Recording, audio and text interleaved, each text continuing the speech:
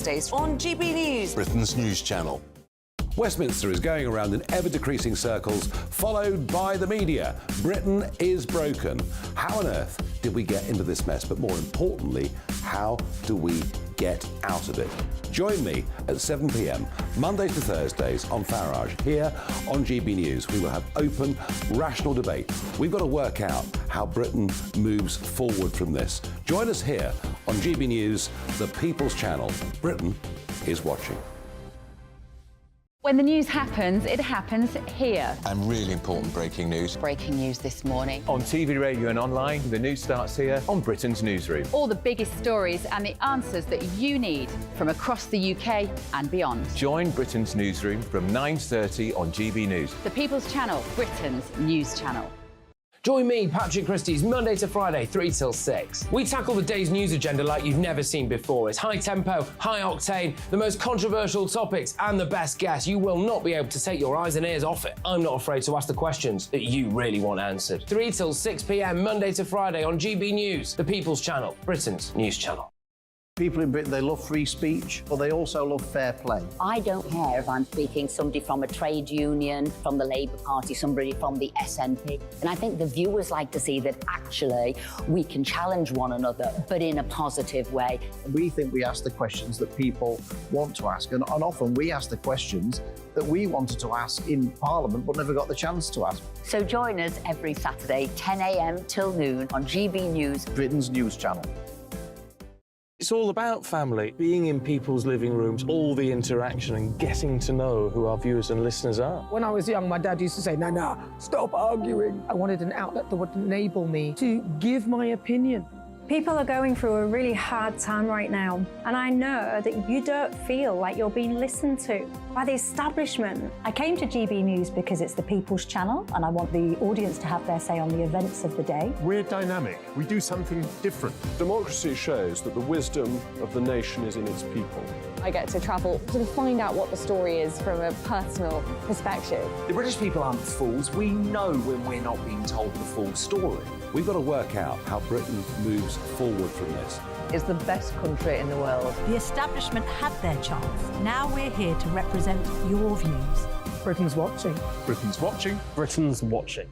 We're proud to be GB News, the People's Channel, Britain's news channel.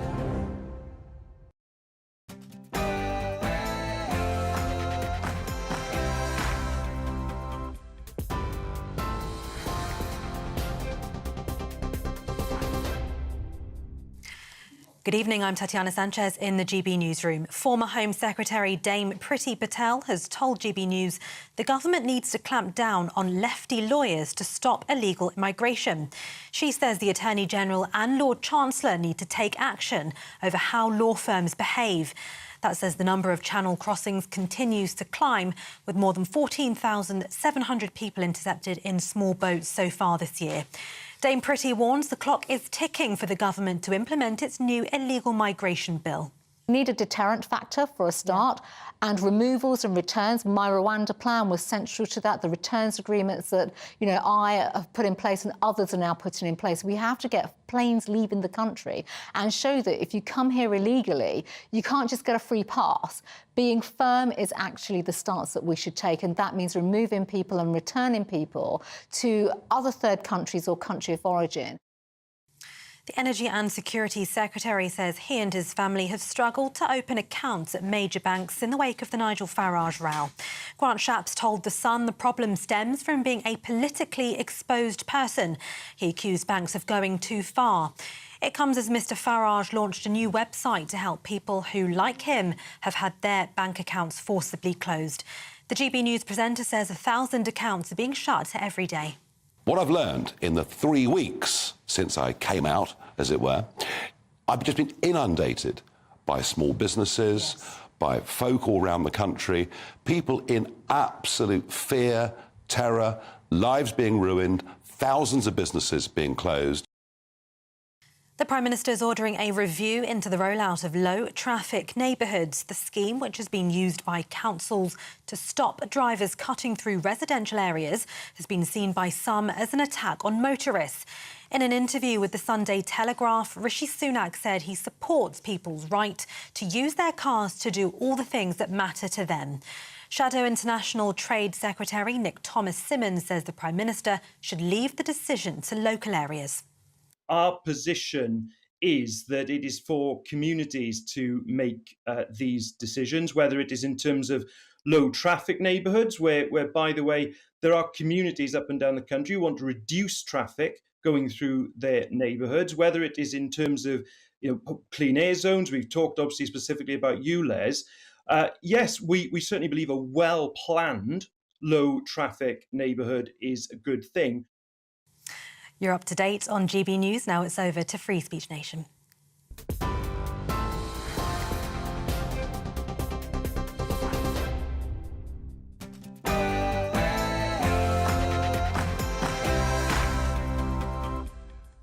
Barbie is back in the spotlight, cook-at-home meals could be banned, and Keir Starmer finally learns what a woman is. This is Free Speech Nation.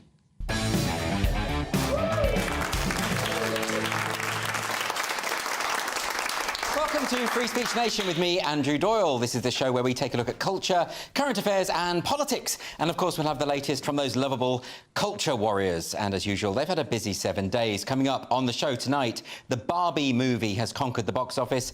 But is it actually any good? I'm going to be joined by two guests who have very different views on that one. Author and feminist Joan Smith will be here to discuss Labour's plans to reform the Gender Recognition Act. Malaysian comedian Rizal van Gazel found himself in jail for making jokes about his Islamic heritage. He will be here to tell us this remarkable story.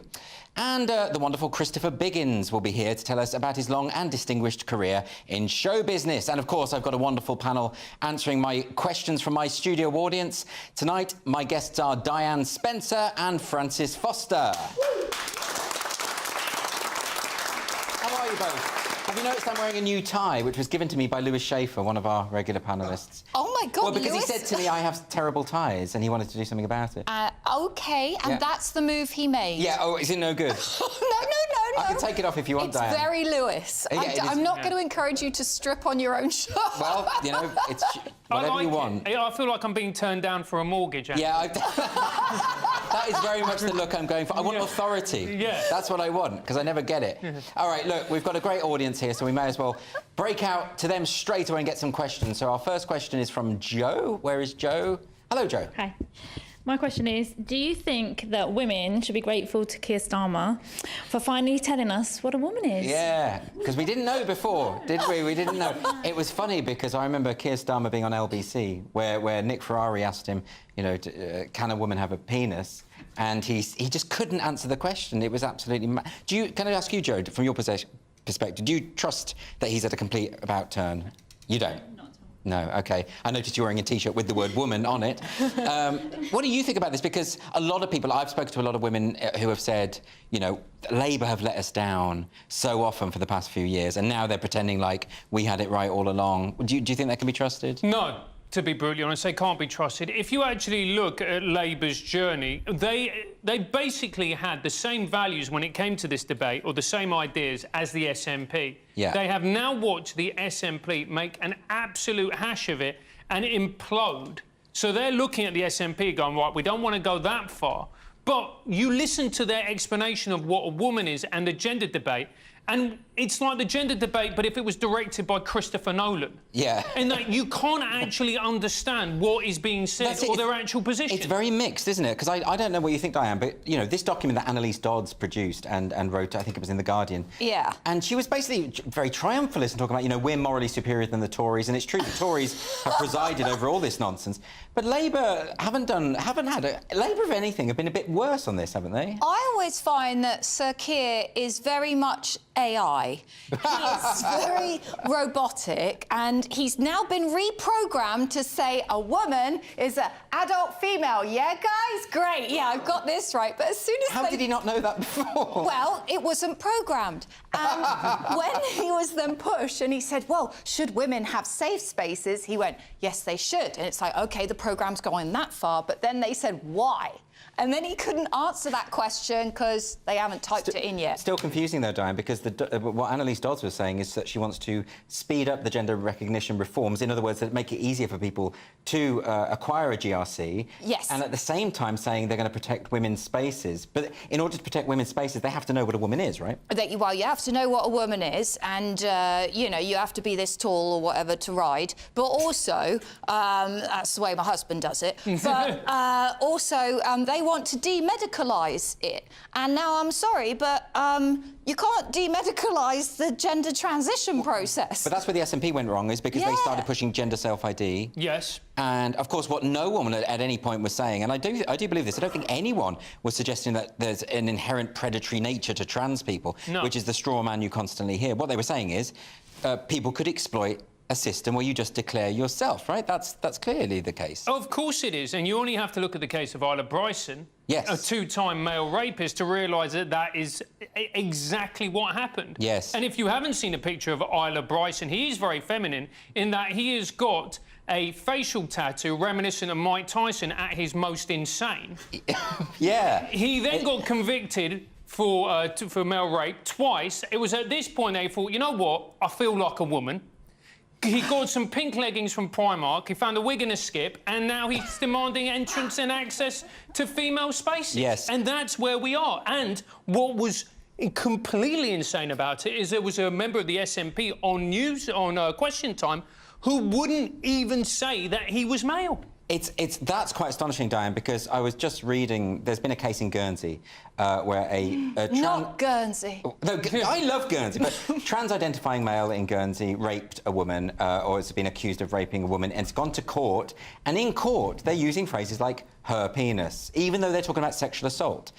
And that, I think, to me, is maddening and sort of accentuates the cruelty to the victim, doesn't it? It's deeply unfair on the victim. It's deeply unfair because... You've got to use language accurately when you're talking about this sort of stuff. I think so. I mean, you're in a court of law, for goodness sake. Like, I don't understand why suddenly everybody has to sort of bow down to the feelings of one individual and we have to ignore the actual English language. And not just that, but the perpetrator's defence team has accused the victim of being transphobic or saying the accusations are motivated by transphobia. It's a dodgy case. We'll probably get to that next week, if hopefully. We're going to get another question now. Is this from Jean-Marc? Is that right? Jean-Marc. Jean-Marc. Jean-Marc. Sorry. Nice accent. Go on. OK, in the light of Nigel Farage's debanking, should there be an investigation into ESG, which is driving woke capitalism? Woke capitalism. We've been talking about this on the channel for this week quite a lot, as you can imagine, Jean-Marc, because obviously Nigel is here at the channel. But what has been interesting to me, I think, is the number of leftists online who have effectively said it's great that Nigel Farage can have his bank account taken away, not realising that the winds could change and it could happen to them. Like, if you say that, you know, if you have a certain political view that the banks don't agree with, then surely that's going to bite you if you set that precedent, isn't it? Well, the thing is that but we have to accept banks are not just buildings. They're run by people, and people have opinions. Yeah. And if the person in charge of the bank decides, do you know what, I've had enough of the vegans, and they just, like, cancel all the bank accounts of anybody who's a vegan... You're making it quite persuasive. But what do we do, though, if... I mean, you know... there's lots of left-wing people I've spoken to who say, look, they don't agree with Nigel Farage on lots of things, but he still has a right to a bank account. It's sort of I'm one of them. And you're one of those people, right? But why do so many people then on, let's say, your side, on the left, not get that you should stand up for the basic principle that everyone should be treated equally, irrespective of their political views? Well, I'm a little bit worried that some people in my group have gone a bit the other way, and they sort of, you know, that whole horseshoe thing, where if you take sort of somebody who's left, but then you go militant left, you basically end up fascist. You become authoritarian, Yes, I'm a little bit worried that some people Is that the worry, do you think, Francis? Why is there this kind of authoritarianism coming mostly from the left? Say, I think the cruelest thing is making a man who's over 50 suddenly realise he might have to use PayPal. I think that is the cruelest blow. But not even... PayPal kicked off the Free Speech Union. They got it back, but they did that. And again, because of political... Well, we think, although they didn't say, because of political views. We are dealing with a new phase of the culture war, aren't we, here, where basically banks, financial institutions, can they stop you getting a home? What do they want? Do they want their political opponents homeless on the street with no access to funds? What's going on? The thing that I found most depressing about this entire incident is that you had people on the left, not all of them, but people on the left essentially championing not only authoritarianism, but big banks. That is quite literally the opposite of what you should be doing if you're on the left. Who has It's not very left-wing, is it? No. Yes to the big corporations, multi-billion pound... Yeah, exactly. Viva HSBC. And you just... Who has ever looked at a banker and thought to themselves, you know what? You're the one who's got all the right opinions. Exactly. The banks should be our moral guides, basically, because they're clearly in it for altruistic purposes. Exactly. It's come to the point where you think, well, you know, if Jesus was alive today, would he be a banker? Would he have a cocaine addiction and stumble out of Stringfellows on a Tuesday night? No, actually, to be fair to Jesus, he would have trashed the banks, because he did. He trashed the moneylenders in the temple, so that's why he would have done. Jean-Marc, what do you think? Do you think there should be more of an investigation into banks? Should there be legislation, do you think? Well, there should definitely be serious investigation, because the underlying thing is this ESG, which is really channeling all this. And I think the problem is that the majority of people just aren't aware of this. Well, they're becoming aware now, aren't they? Well, I think you're right. Extent, people haven't been aware for a long time, but I think with the new campaign that Nigel Farage is doing, it might raise awareness, because apparently it's not just him. There are thousands of people who've had their banks taken away from them. But anyway, we don't have time for any more on that. We're going to move on to a question from Twilla. Hi, Twilla, how are you? Right. What's your question? What do you think about AI? Do you think they will take over from human beings? Twilla, what do you think? Because it's quite a scary question you've come up with there. I think some part of it. I'm with you. Like, I feel like a bit of a Luddite for saying this, but I don't really trust computers. Right? Maybe it's because I'm not very good at them. I get nervous because I don't really know how to use them. But the truth is, I mean, I recently rewatched all the Terminator films. Okay, good start. It's always good to do research, Andrew. Exactly.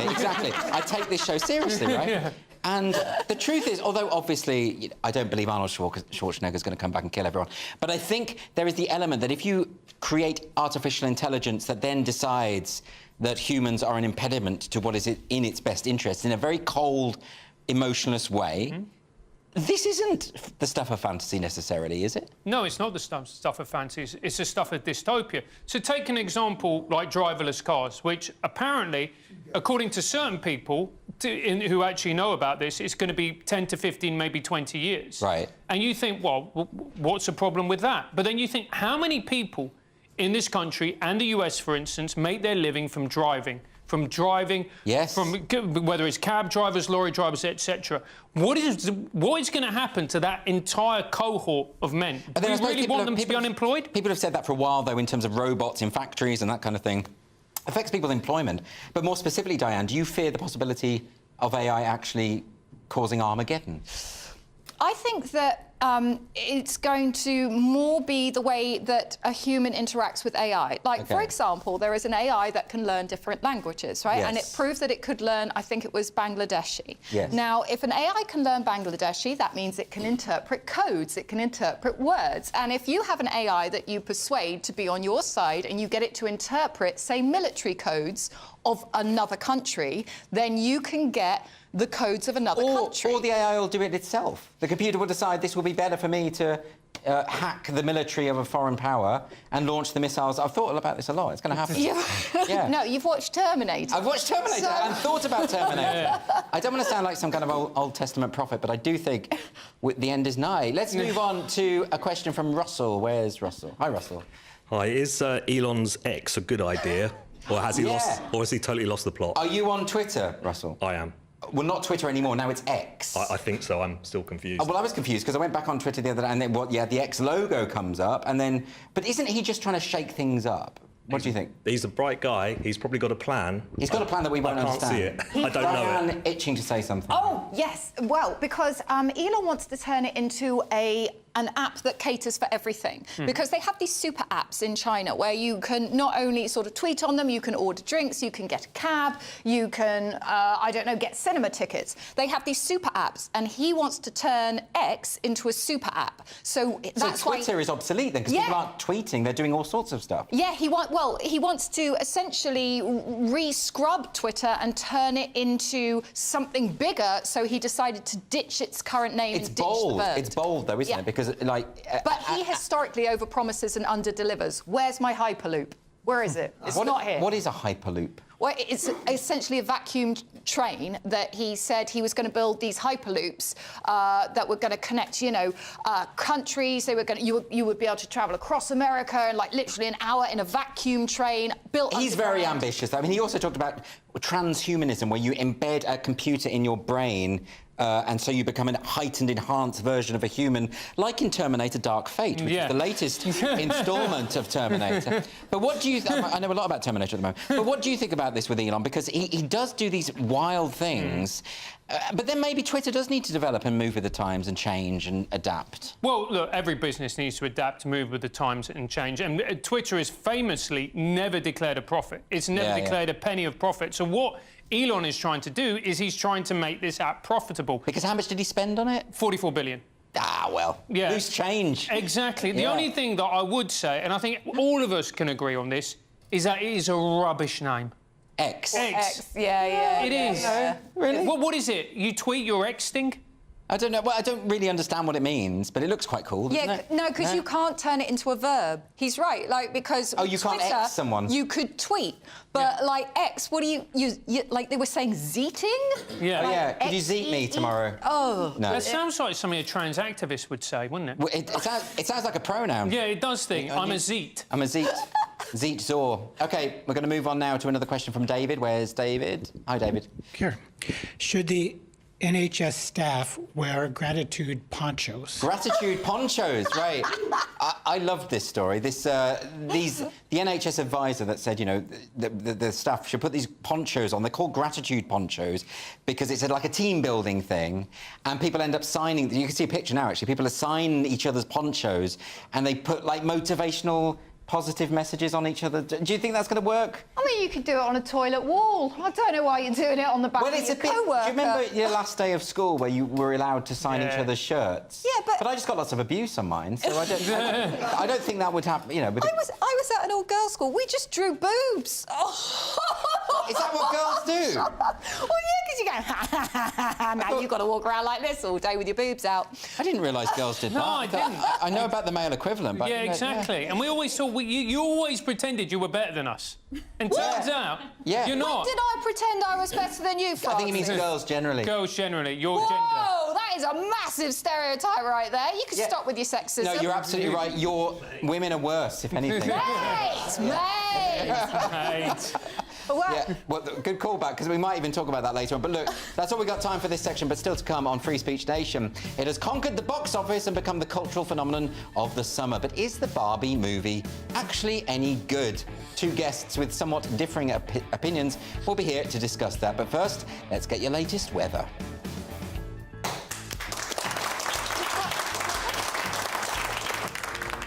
Looks like things are heating up. Boxed boilers, proud sponsors of weather on GB News. Hello there, I'm Jonathan Vautry here with your evening GB News weather update provided by the Met Office. As we head into a new week, we are still holding onto the unsettled theme that's been building throughout this weekend as this area of low pressure is pushing its way in from the Atlantic, those ice bars squeezing together a touch. These weather fronts as well already providing rain to parts of Wales, southern England, increasingly spreading into northern England, Northern Ireland, could be heavy for a time. Really quite breezy around coastal areas, gusts of 35 miles per hour possible. The rain will slowly slowly track its way up towards Scotland, but the far north of Scotland staying relatively dry and skies clear. Could turn a bit chilly as temperatures drop down there, but elsewhere a rather humid and muggy night, not dropping much below 15 or 16 degrees Celsius. There will be outbreaks of rain still across the Channel Islands, southern coast of England first thing. The winds will slowly ease their way off, but it will stay relatively breezy for many of us. Showers and longer spells of rain continuing for many locations throughout Monday. A few brighter spells trying to poke their way through at times, particularly perhaps southwest England into central areas of England and Wales. That will allow those temperatures to climb towards 20 or 22 degrees Celsius. Those showers, outbreaks of rain still lingering as we head into Tuesday as well. Some sharp ones around, particularly for Wales, southern England first thing in the morning. Again, some sunny spells trying to poke through, but where those bands merge into longer spells of rain at times, it could also be rather cloudy in places. Further wet and windy weather is also on the cards as we head towards Wednesday as well, with gales possible. Enjoy the rest of your evening. Looks like things are heating up. Boxed boilers, proud sponsors of weather on GB News.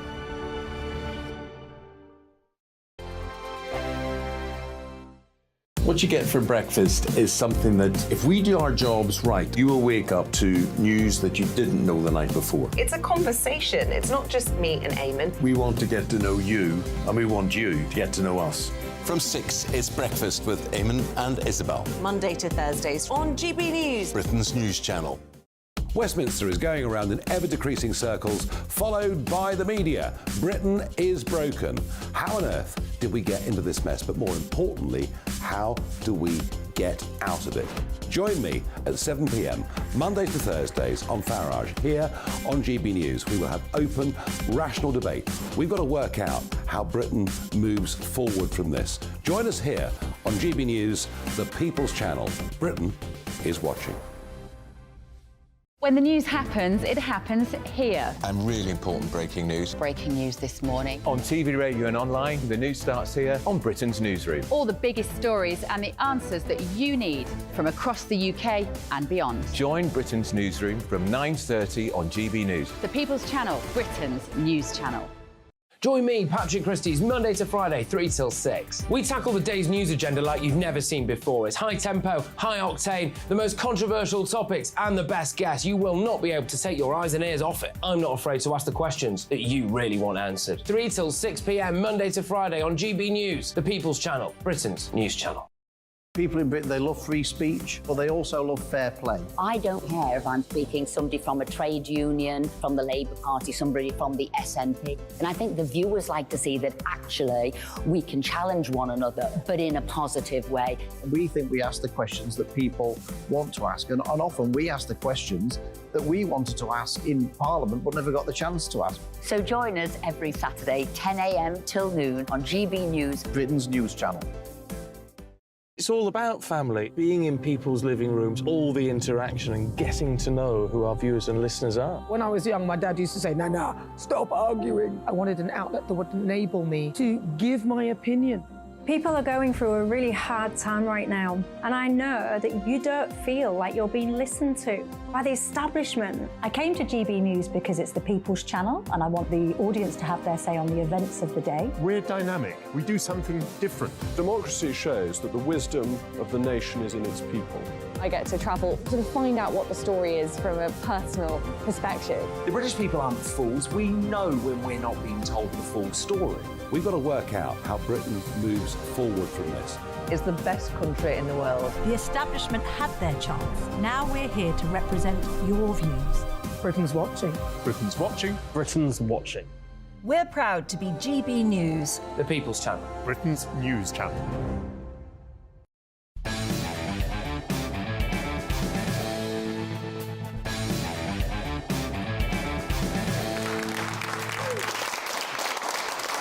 To Free Speech Nation with me, Andrew Doyle.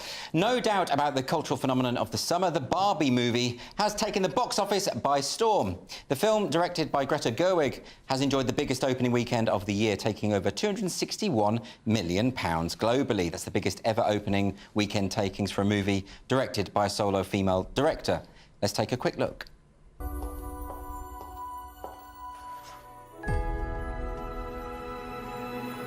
Hey, Barbie. Can I come to your house tonight? Sure. I don't have anything big planned, just a giant blowout party with all the Barbies and planned choreography and a bespoke song. You should stop by. So cool. So is it actually any good? Well, here to discuss this, I'm joined by two brilliant broadcasters and commentators, Precious Muir and Lynn May.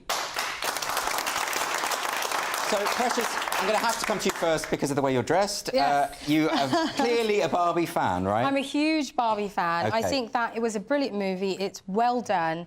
And it showed so many elements of reality as well as, obviously, it's from a child's play toy. Yes. So they've actually managed to create such an adult reality for us to actually enjoy it now as adults. Growing up with it, I was like, I loved Barbie. I mean, I managed to see the movie 3 times. OK, quite a fan. So I'm a huge fan of it. I've been to it every time. I cried in every single part of it. It was just magical. It was like, for me, I think you would have to be the Grinch that stole Christmas if you don't like the Barbie movie. OK, honestly, well... full of joy, colour, just fantastic. So, Lynn, are you the Grinch? No, I wouldn't say I'm the Grinch. I actually dressed up in pink. I was looking forward to going to see it.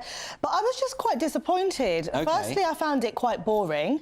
The group of us that went to go and see it, by mid-movie, we were, like, on our phones watching it. Just because of the story, they could have done so much with it. It was so typical. If it was something done maybe in the 80s, early 90s, where, yeah, it was a phenomenon for a woman to be, you know, potentially a doctor or astronaut or, you know, those sorts of things. But it's like something we've all heard before. We're all doing these things. We're all active as women now. Why do we need to be preached to? And one of the things that really annoyed me was the criticism towards capitalism, yet Barbie is based on capitalism. You don't go into a shop without seeing it pushed in your face. Do you want a Barbie tissue, a Barbie brush? So I just think I wanted to go and watch a movie that was essentially fun. Yes, we played with dolls. I didn't need to hear about the patriarchy. I didn't need to see men be turned into these drivelling, wet, like, begging, oh, Barbie gays, Barbie. We need men to be strong, represent the community. I think that's incorrect, because the purpose of the movie is showing that men can show emotion. So you don't have to be this macho, strong person all the time. She was teaching Ken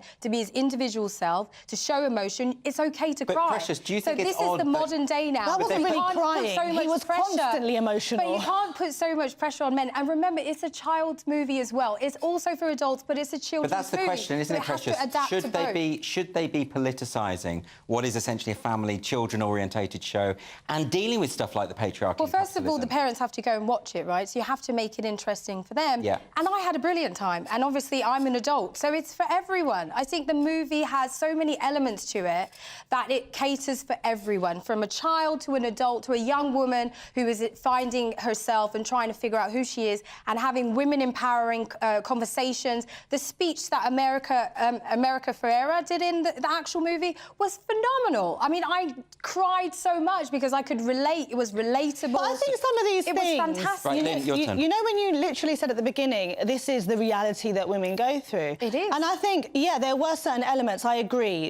You know, the speech that she's referring to, Precious referring to, is where she said it is hard sometimes to be a woman. You don't know how to navigate. Yeah. But at the same time, when you sit down with men, and any of you can disagree with me that are men, that sometimes us as women, we place these pressures on ourselves. So, for example, with Barbie saying, you know, I don't have the perfect makeup, I don't have the perfect body, I don't have the... But when I sit down with the men in my family, they like a bit of rolls, they like a bit of, you know, cellulite. They don't care about loads of makeup. It's us that put these pressures in. Oh, it's 100%. One second. Women It's the put it same. on themselves. It's the same when I speak to girls. It's like, you know, when we're in the toilets, oh, I don't know if this is right, that's right. When men don't even notice if you've got a new lip liner. All right, let's put that to Precious, though. Is that the case that women do put that pressure on themselves? But even if it is the case, what's that? Is that Barbie's fault? It's not Barbie's fault. I mean, at the end of the day, she's just being herself. She's a character. Right. So we can't blame a character that we've all just kind of looked to as the fault of our insecurities. At the end of the day, the movie concept is also saying women should be able to accept them for who they are. There was a scene in the movie where Barbie was sitting with an older woman and she basically said, "You look so beautiful." And the woman said, "I know."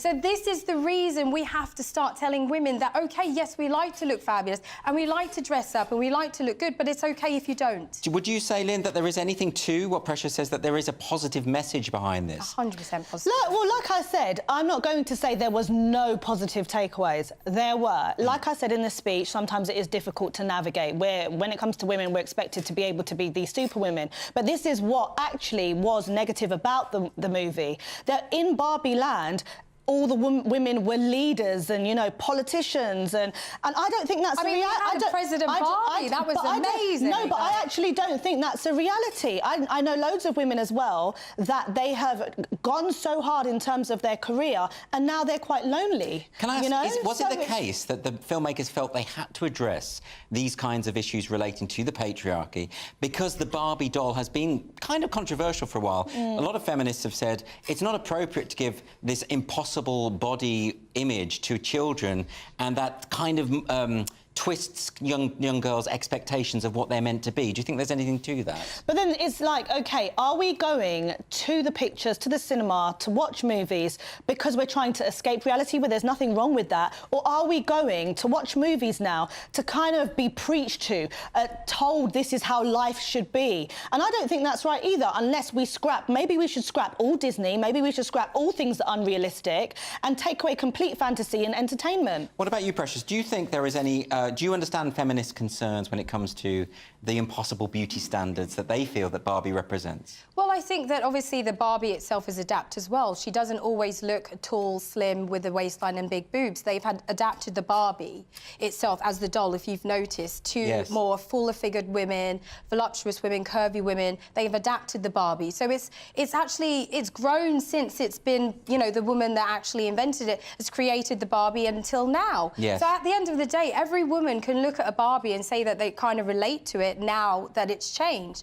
But we can't, as I said, like, it's like a young boy looking up to a footballer. At the end of the day, you can't blame the footballer for him being a star and being this amazing person and that child not being able to be a footballer. He still can actually look to him as an inspiration, but you can't always be who you want to be. It's not reality. Now that you mention male role models, a lot of criticisms that I've seen of the Barbie film is that it's quite anti-men. Do you think there's anything in that? I think that there was some parts where Ken probably was seen as somebody very emotional, like you said before. But I think at the end of the day, we have to show the sweet side of men, and men aren't always going to be this macho person.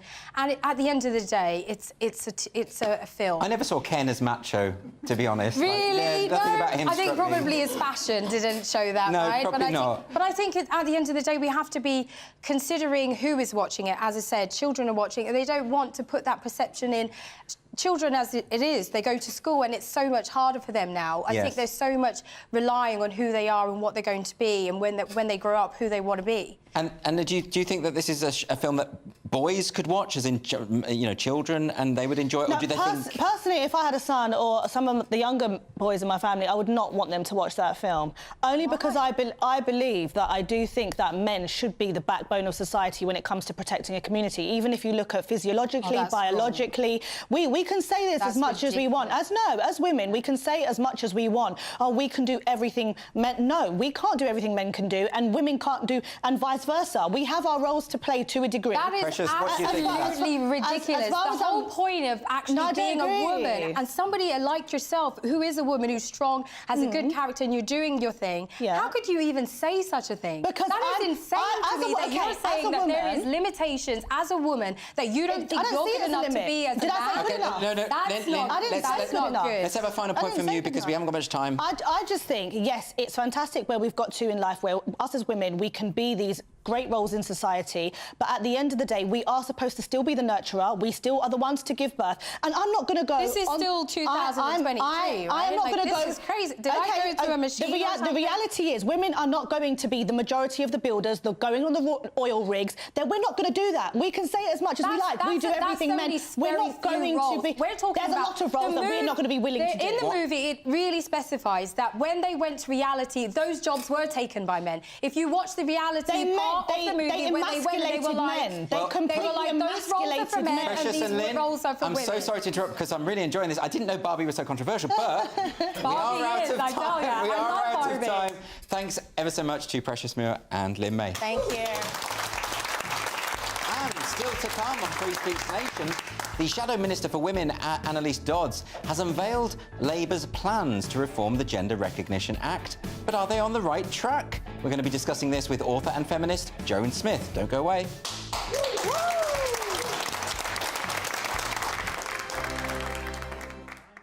The Live Desk with me, Mark Longhurst. And me, Pip Thompson.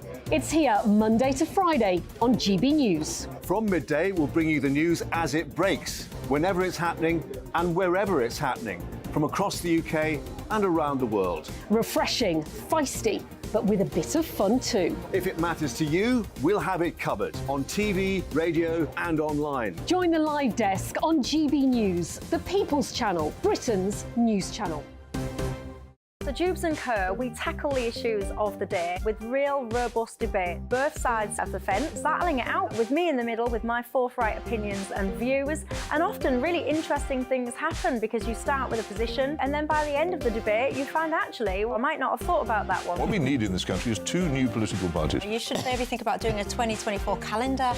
I'm Michelle Dewberry and I'm keeping you company right through until 7 o'clock this evening. GB News, the People's Channel, Britain's watching. Monday to Thursday, 9 p.m. till 11 p.m. Join me, Dan Wootton. I'll bring you the sharpest takes and hottest debates. Do you not believe in prison? I don't believe in prisons. I'm completely stunned. I guarantee you there'll be no spin, no bias, no censorship. I actually was personally quite offended by it. And no reason to go to bed. So I guess they've always been quite woke. That's Dan Wootton tonight on TV, radio and online. Monday to Thursday from 9 p.m. till 11 p.m. on GB News. The People's Channel, Britain's news channel. In a world of dull and predictable radio and TV shows. Oh, hi. On Mark Dolan tonight, we've got big guests. We drill into the big stories of the day. The show adds up to a brilliant listening and viewing experience. Mark Dolan Tonight is the most entertaining current affairs show ever, and that's a fact. That's Mark Dolan Tonight, Friday, Saturday and Sunday from 9. Only on GB News, Britain's news channel. Like all families, we have arguments every now and then, but actually we agree on what the mission of GB News is, and that's the most fundamentally important thing. GB News provides the kind of platform that lets all voices be heard.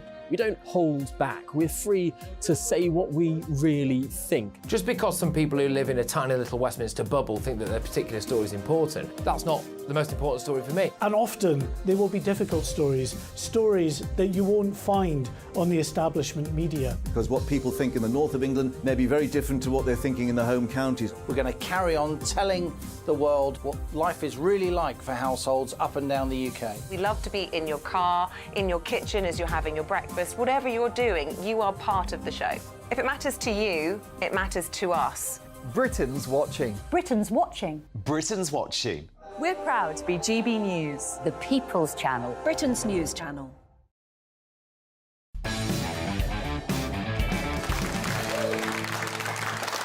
Welcome back to Free Speech Nation with me, Andrew Doyle. The Labour Party's chair and Shadow Equalities Secretary, Annalise Dodds, says the party plans to overhaul the Gender Recognition Act. Dodds says the law is outdated and that Labour will make it easier for transgender people to transition, but will also defend spaces for biological women and give legal clarity for the providers of single-sex services. She also accused the Tories of using the issue to try and fire up a culture war and boost their electoral chances. So here to discuss the Labour plans, I'm delighted to be joined by the author and feminist Joan Smith. Joan, thanks so much for joining me. Now, given some of the treatment of, for instance, Rosie Duffield by members of the Labour Party, even in Parliament, a lot of people will be seeing this announcement from Annalise Dodds and thinking, it doesn't really ring true. What do you make of it? I think that Labour's position on this has gone from absolutely terrible to not quite so terrible, right, which I suppose is an improvement. I know a lot of people are saying, you know, politicians are entitled to change their minds, and it's true, and it is good when people look at evidence and change their minds. What I would say is, what took them so long? I mean, I personally have been trying to talk to Keir Starmer about this for 2.5 years, and I'm a member of the Labour Party as well as being a writer, and he's ignored letters from me. I've actually talked to him, you know, face to face, and I tried to tell him about the kind of abuse that women in the party have faced. I was at a meeting not far from here in 2020 where women in the Labour Party had gathered to talk about the issue of women in sports and trans identified males competing with women, and it was very close to Grenfell Tower, the actual building. And we had to get through a screaming mob to get into the building. Towards the end of the event, we could smell smoke, and it turned out that trans activists were letting smoke bombs off outside to make us think that the building was on fire. And this was within sight of the ruins of Grenfell Tower. I mean, this is terrible behaviour. It does feel as though the kind of tactics deployed by trans activists, people turn a blind eye to it. I mean, you wrote this week about what happened in Scotland last weekend, where a woman was punched in the face and the perpetrator given just a warning. That's right, yes. And, you know, what we've been up against for a very long time is people saying, oh, this debate is toxic on both sides. But, you know, people like me don't try and prevent the other side from speaking. We don't say that they don't have a right to hold meetings. I've been at meetings where I spoke on International Women's Day. I chaired a meeting at Swansea at the university, and we had to have 12 security guards because there was a petition saying that we shouldn't be able to hold the meeting and so on. I mean, our side is not trying to close debate down. It's interesting because I saw Clive Lewis, the MP, tweet out that, you know, there is toxicity on both sides, but I've never seen death or rape threats coming from a feminist to a trans activist. Maybe I'm wrong, but I haven't seen that. But I've seen a lot go the other way. And you see, one of my problems with what Labour is doing now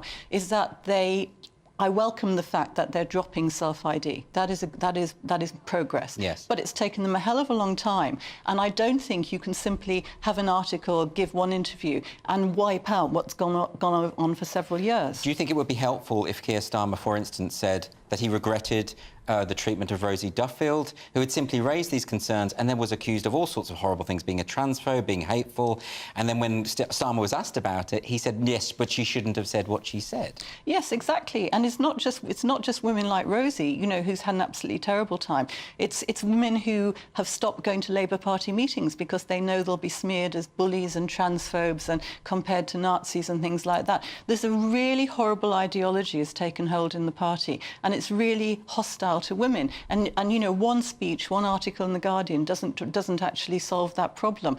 And there are problems still with the, you know, what Labour's new policy, you know, what they're saying about women who are married to men who decide to transition. Labour keeps calling it the spousal veto. It's simply a delay to say that, you know, that you have to consider the woman in the marriage who after all married a man and might not want to be married to someone who now says that he is a woman. So I don't think Labour has completely thought this through. But of course, you know, the fact that, you know, one of the party which may be in government next year actually doesn't support self-ID anymore, that's a good thing. But they're saying all this stuff, still saying, you know, that the process is undignified and outdated. I mean, anything that people do, I mean, to get a sick note, you know, you actually have to go through a process. If you want to drive a car in this country, you have to have lessons and pass a test. I mean, you know, the current process doesn't even involve face-to-face meetings. So it's mixed messages from Labour, in other words, it's sort of saying, you know, well, we're going to speed up the process for gender self-ID, but at the same time we recognise biological sex. Do you think they could just be absolutely clear when it comes to, you know, the fact that no human being has ever changed sex? That would be a good start, wouldn't it? Yes, I think that goes to the heart of the problem, that they're still presenting this as though it is actually possible. I mean, they are saying sex and gender are different, but they're not being absolutely clear that somebody who gets a gender recognition certificate still is not the opposite sex. And I think that actually has really messed up the whole debate, because there has been a premise in Labour for a long time that it is possible to change sex, and that has led people to make all kinds of assumptions that don't work, and it's affected policy. And you know, clearly there are people who have gender dysphoria, but I don't know why Labour is now saying there only has to be one doctor to actually say that someone has dysphoria, because at the moment you have to have a doctor and a clinical psychologist. I'm not sure what their rationale is for that either, because surely it's such a huge step to get a certificate saying you're a different gender, to get a new birth certificate saying that you were born in a sex that you weren't. These are huge steps, and surely there should be some kind of gatekeeping process for that. Why do you think it has taken so long for Labour to come around to this position? I mean, is it just simply from a kind of, you know, a sense of compassion, wanting to be treating everyone fairly, not to be on the wrong side of history, but that they haven't quite understood the issues? Is that what it is? I think you could say that 4 or 5 years ago, that there was a lot of, you know, a sense that people with gender dysphoria really are, you know, that they're having a terrible time and they need to be supported. What Labour didn't think through was the impact of taking that position on women in the party, because you have, you know, I'm sure a lot of people who are trans-identified are, you know, just trying to get on quietly with their lives. But there is an ideology attached to this, and it is very militant, it is very misogynist, and what's happened is that Labour, having not actually taken clear positions on women's rights, has allowed this to grow within the party. I mean, when I wrote to Starmer 2.5 years ago, I said, and I wrote a book called Misogynies, I wrote to him and said, I have never seen misogyny so overt in the Labour Party. And, you know, I'm still waiting for a response 2.5 years later. It sounds so counterintuitive insofar as Labour has always prided itself on being the progressive party, and yet, you know, on this issue, they seem to be worse than the Tories, and I don't think the Tories are great on this either, to be honest. Well, I sometimes imagine, can you imagine interviewing Barbara Castle and saying, Barbara, can a woman have a penis? Right. I mean, you know, historically, this is just a nonsense, isn't it? Yes. But I think it's been real cowardice, in my view. You know, there's a lot of activists, there's a lot of people who are pushing this line, and what Labour has to do now, it has to be firm about the proposals it's making in terms of policy, but it has to do something else, which is to say we regret the impact of our previous policy on women in the party and women in the country. Women make up half the population. They make up a hell of a lot of people who knock on doors in the Labour Party. And I think we actually need to be told that we are welcome in the party. You know, the fact that we believe in biological sex and we want single-sex spaces, that's actually a perfectly reasonable view. I think most people in the population would support that. But we have been vilified for years for saying so. And I think the party needs to recognise its part in allowing that toxic atmosphere to exist. And it's interesting because that what you've just described is precisely what's absent from Annalise Dodd's article. It felt triumphalist, almost like we're the moral people, we're the good people, but they've got it so wrong for so long. Yes, and Annalise Dodds on International Women's Day last year was on Woman's Hour and had difficulty answering the question, what is a woman?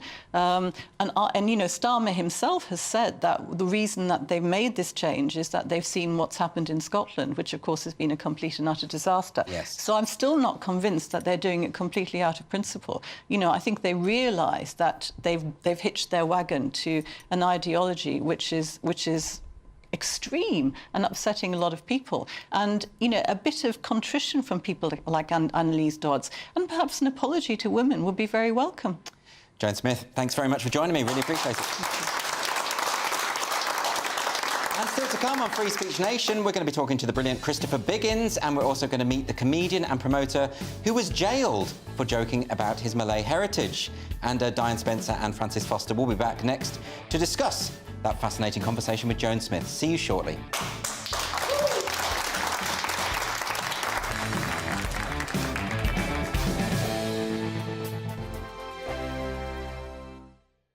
Monday to Thursday nights on GB News. At 6, it's Dubes & Co. 7 o'clock, Farage. At 8, join Jacob Rees-Mogg. And at 9, Dan Wootton Tonight, followed by Headliners. On TV, radio and online. This is GB News. Now then, Lee Anderson here. Join me on GB News on my new show, The Real World, every Friday at 7 p.m, where real people get to meet those in power and hold them to account. Every week, we'll be hearing your views from up and down the country in the real world. Join me at 7 on GB News, Britain's news channel. Join me, Camilla Tominey, on Sunday mornings from 9:30, taking the politicians to task and breaking out of SW1 to see how their decisions are affecting you across the UK. Bursting the Westminster bubble every Sunday morning, only on GB News, the People's Channel. Britain's watching. Join us every night on GB News at 11 p.m. for Headliners, which is 3 top comedians going through the next day's news stories, which is exactly what you need, because when the establishment has gone crazy, you need some craziness to make sense of it. So join us 11 p.m. every night on GB News, the People's Channel, Britain's news channel. I'm Andrew Doyle. Join me at 7 o'clock every Sunday night for Free Speech Nation, the show where I tackle the week's biggest stories in politics and current affairs with the help of my 2 comedian panellists and a variety of special guests. Free Speech Nation, Sunday nights from 7 on GB News, the People's Channel, Britain's news channel. every Sunday from 11. Join Michael Portillo. There will be topical discussion, looking at the week before and the week to come. So kick back and relax at 11 a.m. on Sundays on GB News with me, Michael Portillo. GB News, the People's Channel, Britain's news channel.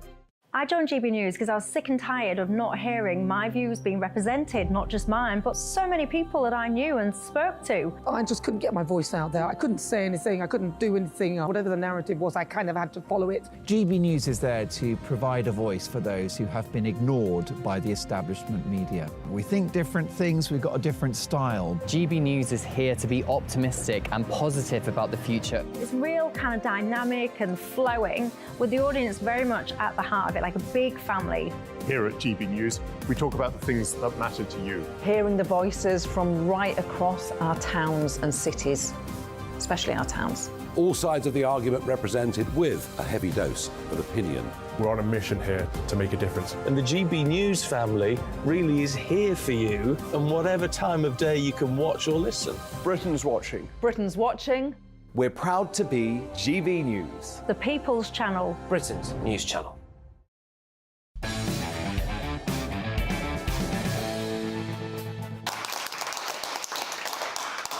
Welcome back. Later in the show, I'm going to be turning agony uncle with the help of my panel, Diane Spencer and Francis Foster. We're going to help you deal with your unfiltered dilemmas. So email us at gbviews@gbnews.com, and we're going to try our best to answer your issues. So I've got Diane and Francis back in the room with me now. Diane, can you tell me, you just heard Joan Smith's conversation about Labour. Yeah. You're someone who comes from the left. I felt that she ended on a note of pessimism, actually, that, you know, that maybe this is a bit cynical. It's just because of what happened in Scotland. Do you think that Labour can be trusted again? Oh, the problem is, sadly, Keir. Because, Jo wrote to him. She wrote to him a couple of times, and she said, please just respond to my letters. And he's not. And if he's not responding to people within his own party... But is that just cowardice, which is, I think, what she was suggesting? Because it's such a toxic issue that people feel that if they make any statement, they're going to get, you know, a ton of bricks on them. But you want a leader. You want somebody who's going to stand there and be bold and cut through it and say, no, I am going to stand up for the rights of women. I'm not going to make sure... I'm not going to, like, cause all these problems. Yeah. And so... unfortunately, he does change with the wind. He really does. This is why I mentioned the Rosie Duffield situation, because, you know, if one of your MPs is getting jeered at in Parliament by other members of the Labour Party... That's appalling. ...and the leader doesn't... and she can't go to the party conference because she's had too many threats of physical violence from extreme activists, and he doesn't come out and support her. That's a major omission, isn't it? Of course it is, but that is the problem with the left as a whole, is that they're all terrified of their own side. And they're all terrified of the extremists in their own side. And none of them will come out, none of them will stand up to them, none of them will actually say, look, this is completely unacceptable. And that is just what happens, and that's not just what happens in the Labour Party, it happens in The Guardian, and it happens in every left-wing institution. So what do you think? Keir Starmer, I think, is almost certainly going to be our next Prime Minister. Yeah. So this is not a good prospect, is it, for these particular issues, anyway? It's not a good prospect, but to be honest with you, we get the politicians we deserve, and we deserve Keir Starmer. Oh, really? Oh. You don't seem very happy about that. But, you know, would you say, even though, in spite of all these failings, it's probably better to have Keir Starmer than Rishi Sunak? Well, I mean, at least if we get Keir Starmer, the idea is that the public voted for him. Yes. Because let's not forget that the public did not vote for Rishi. Yes. And finally, Joan Smith's final point, which was a bit of contrition wouldn't go amiss. If Labour just said, yeah, we got it wrong. That not going to happen? No. But that would be the solution, wouldn't it? Just to admit that they got it wrong, and then the voters would come back, no? Yeah, but then they would admit that they got it wrong, and then the nutty activists on their own side will have a meltdown, and they'll say things like trans people are being erased, and then they'll capitulate. So again, comes down to fear of members of their own party. But wouldn't it be great, a bit of humility from the people in charge? A bit of humility would possibly go a long way, because we have a severe lack of trust in the system. Yes. Like, our lack of trust in the system, especially, I'd like to say from a woman's point of view, is severely eroded. Not good. OK, well, look, that is the end of our first hour, but please join us after the break. We're going to have the fantastic star Christopher Biggins and plenty more. See you in a few minutes. The temperature's rising. Boxed Solar, proud sponsors of weather on GB News.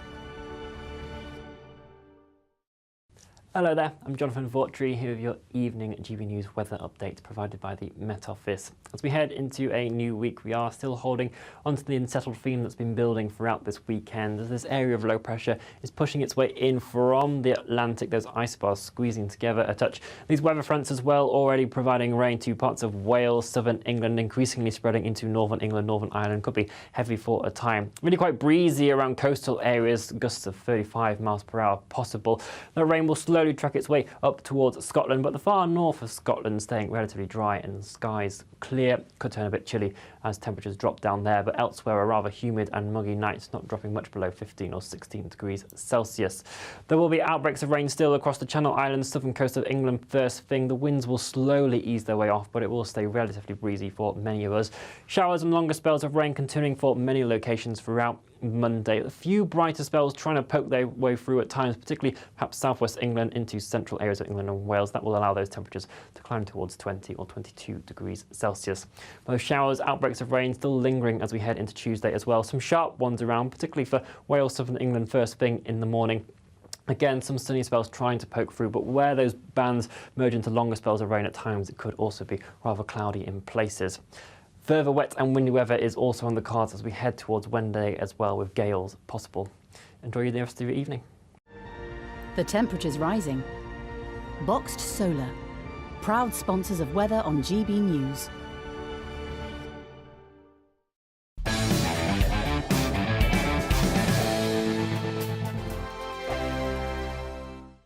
What you get for breakfast is something that, if we do our jobs right, you will wake up to news that you didn't know the night before. It's a conversation. It's not just me and Eamon. We want to get to know you, and we want you to get to know us.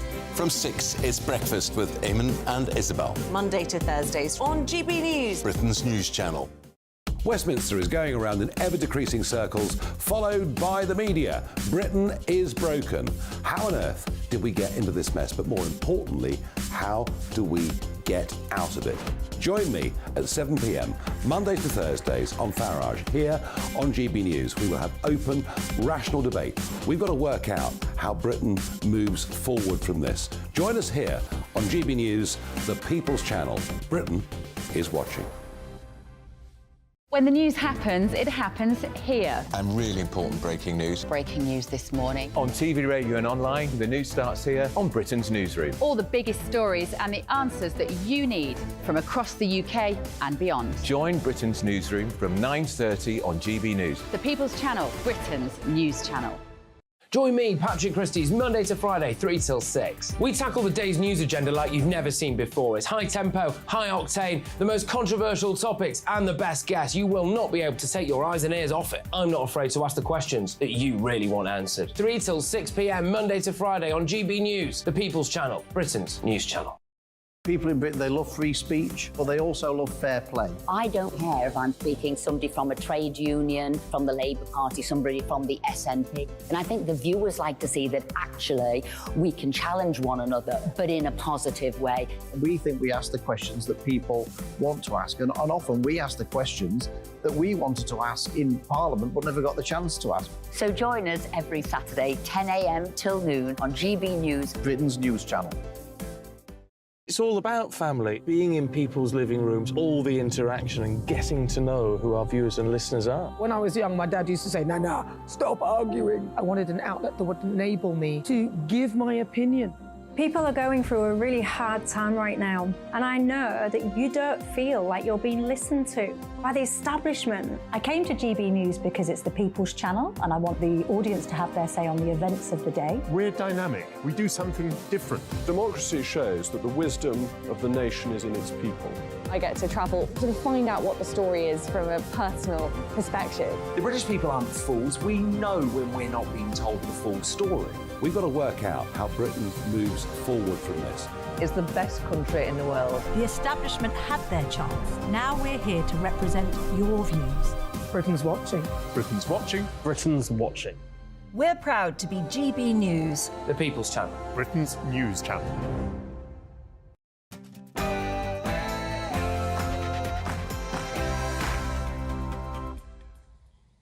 There's plenty more still to come on Free Speech Nation this week, and Diane Spencer, Francis Foster and I are about to answer some more questions from our wonderful studio audience. But let's get the news headlines first from Tatiana Sanchez.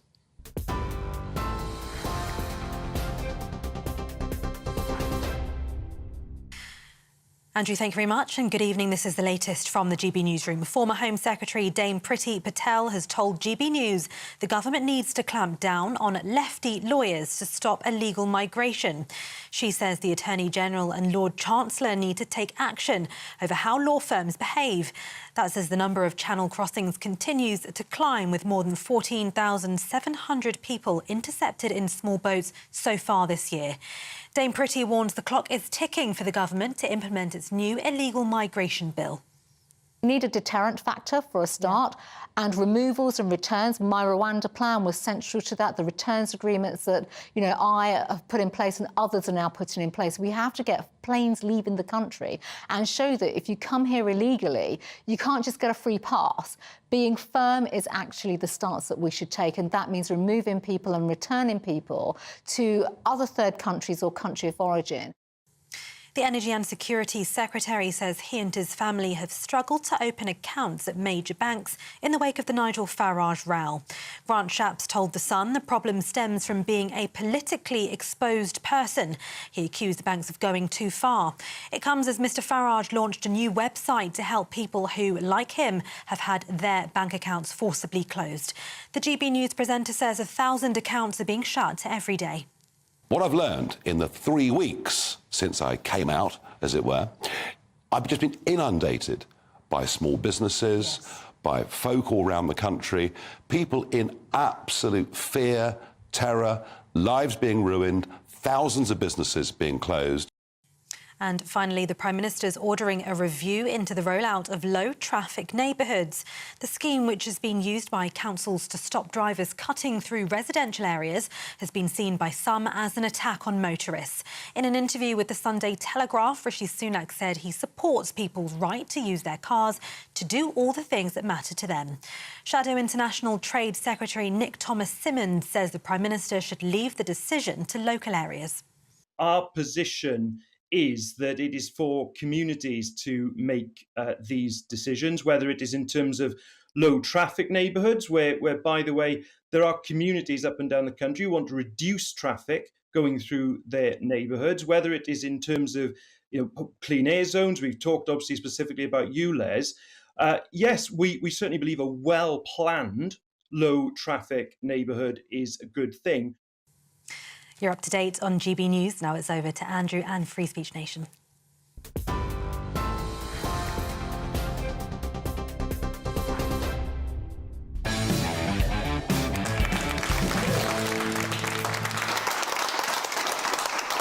Welcome back to Free Speech Nation with me, Andrew Doyle. Let's get some more audience questions. We've got a question from Vaughan. Where is Vaughan? Hi, Vaughan.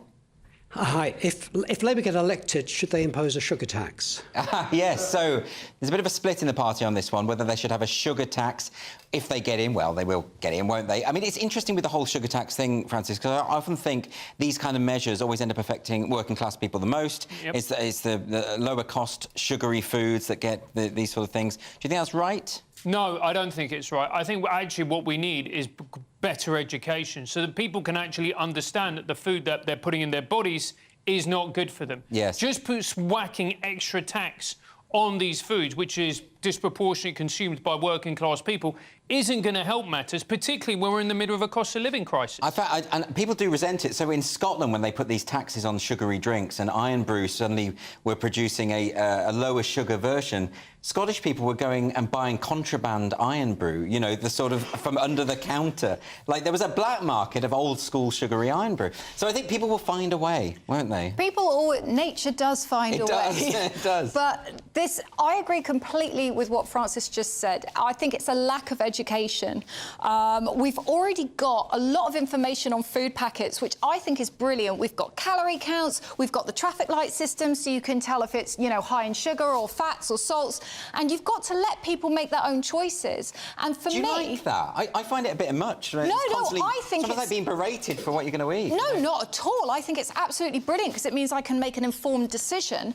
But that's because I know what the calorie count is is for a woman of my height who does my amount of exercise. And you are a fudge maker. I love making fudge. Right. I'm a big... So you're not against sugar per se? No, and it seems awful to me that they might impose a sugar tax because obviously they're going to put it into soft drinks and they say, oh, we'll tax the sugar in the soft drinks. Yeah. What's going to stop them from taxing actual confectioners and the amount of sugar that they use? Yeah, because a libertarian would say this is like a nanny state intervention, isn't it? That just let people decide what they want to buy.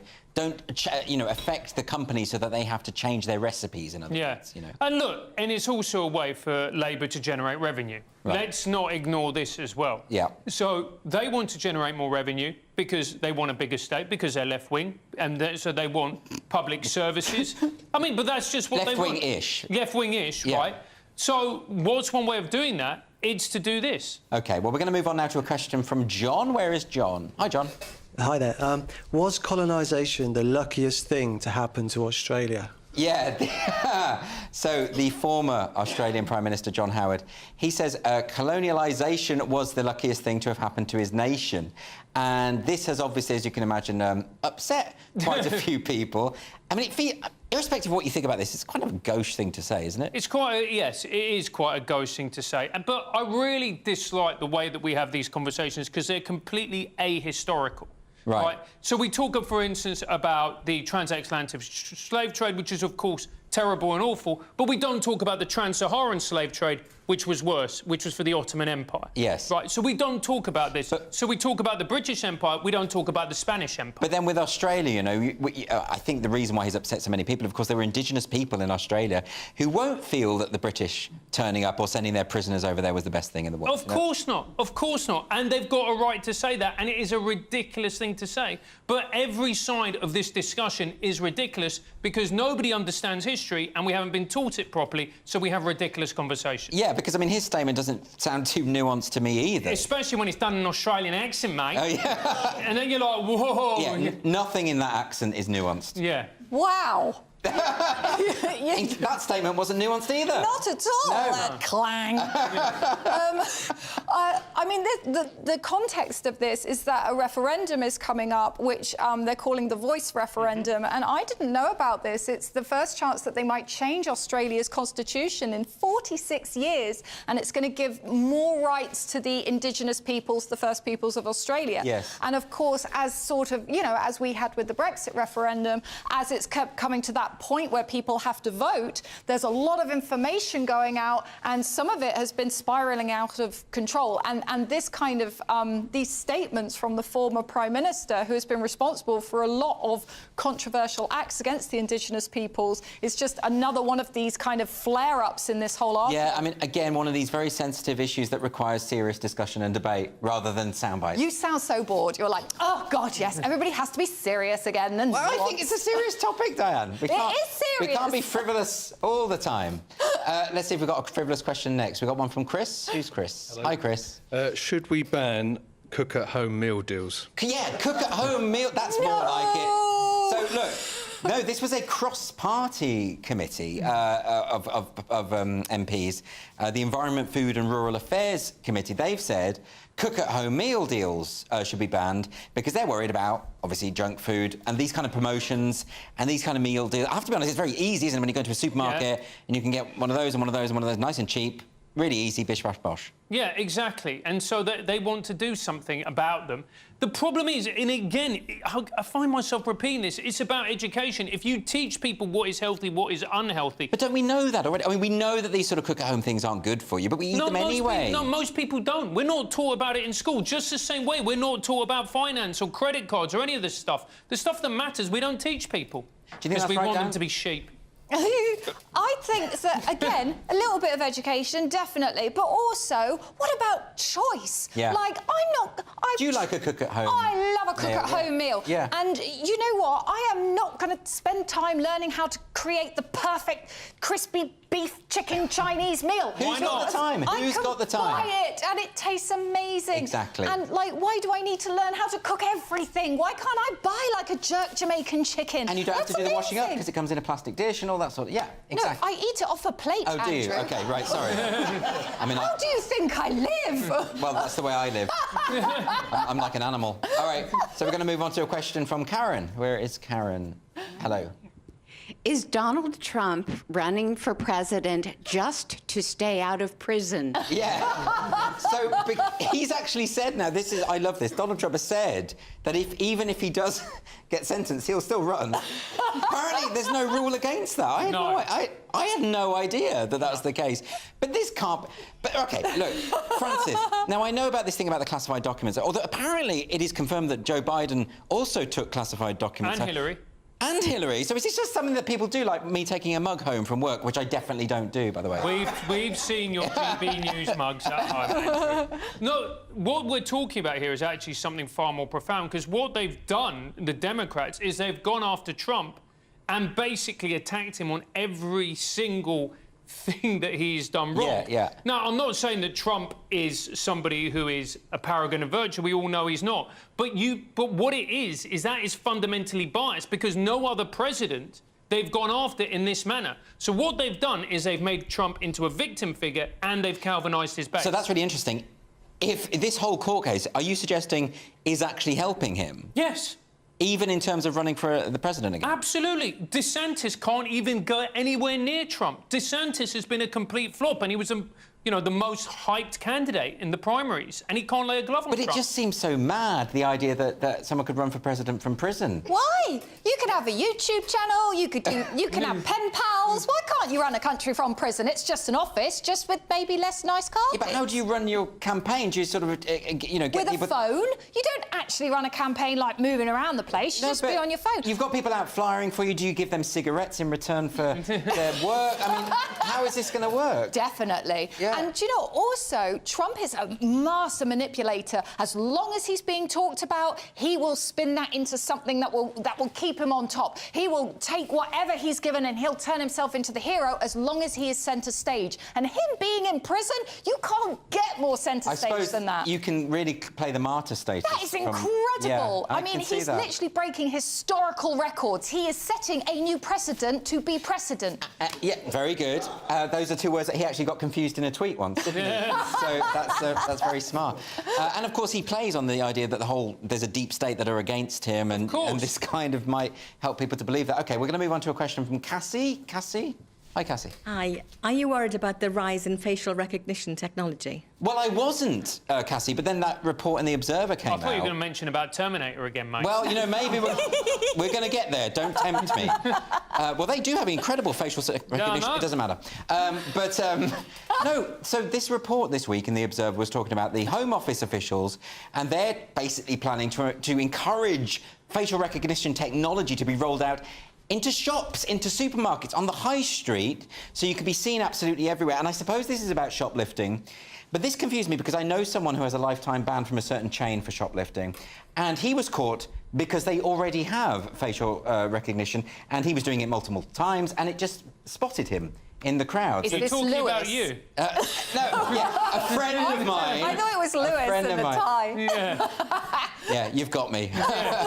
No, it's not me. But so I think it's already there. But the idea that should be rolled out more, I hate that idea of just being watched by these cameras everywhere. Again, it is alarming because essentially it will be run by a human being, and there will be a database, and it's not like it's going to be necessarily fairly done, because what if somebody breaks up with you and you go, right, I'm going to make sure you can't come into any shop that I work for, and they slap your photo onto the database, which means every time you walk into a shop, all the alarms go off. Right, so I never want to upset you. Yes, exactly. It's open to exploitation. What if my twin brother takes up shoplifting?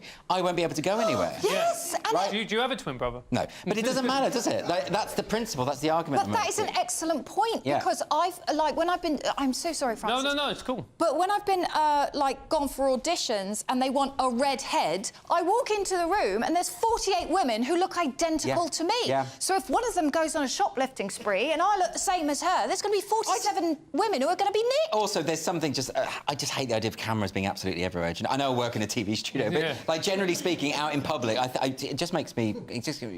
I find it creepy, basically. Well, the problem is as well is that you do not know what they're doing with these digital images of you. face. So, for example, in America, when you have to get access to certain buildings, they literally take a scan of your face. But what is happening to that data? Is it then being packaged up and sold to insurance companies, for example, so that when you apply for insurance 20 years down the line and gene technology is getting better, they'll be able to refuse you because they'll be saying things like, well, no, because actually it turns out you have a predisposition for a neurodegenerative condition which came up in your facial scan. Wow. Wow, that's a lot to take in. And I thought Terminator was complicated. Look, we're going to go to a break now, but still to come on Free Speech Nation, we're going to be speaking to the comedian Rizal van Gazel, who found himself jailed in Malaysia for telling jokes about his Malay heritage. See you very shortly.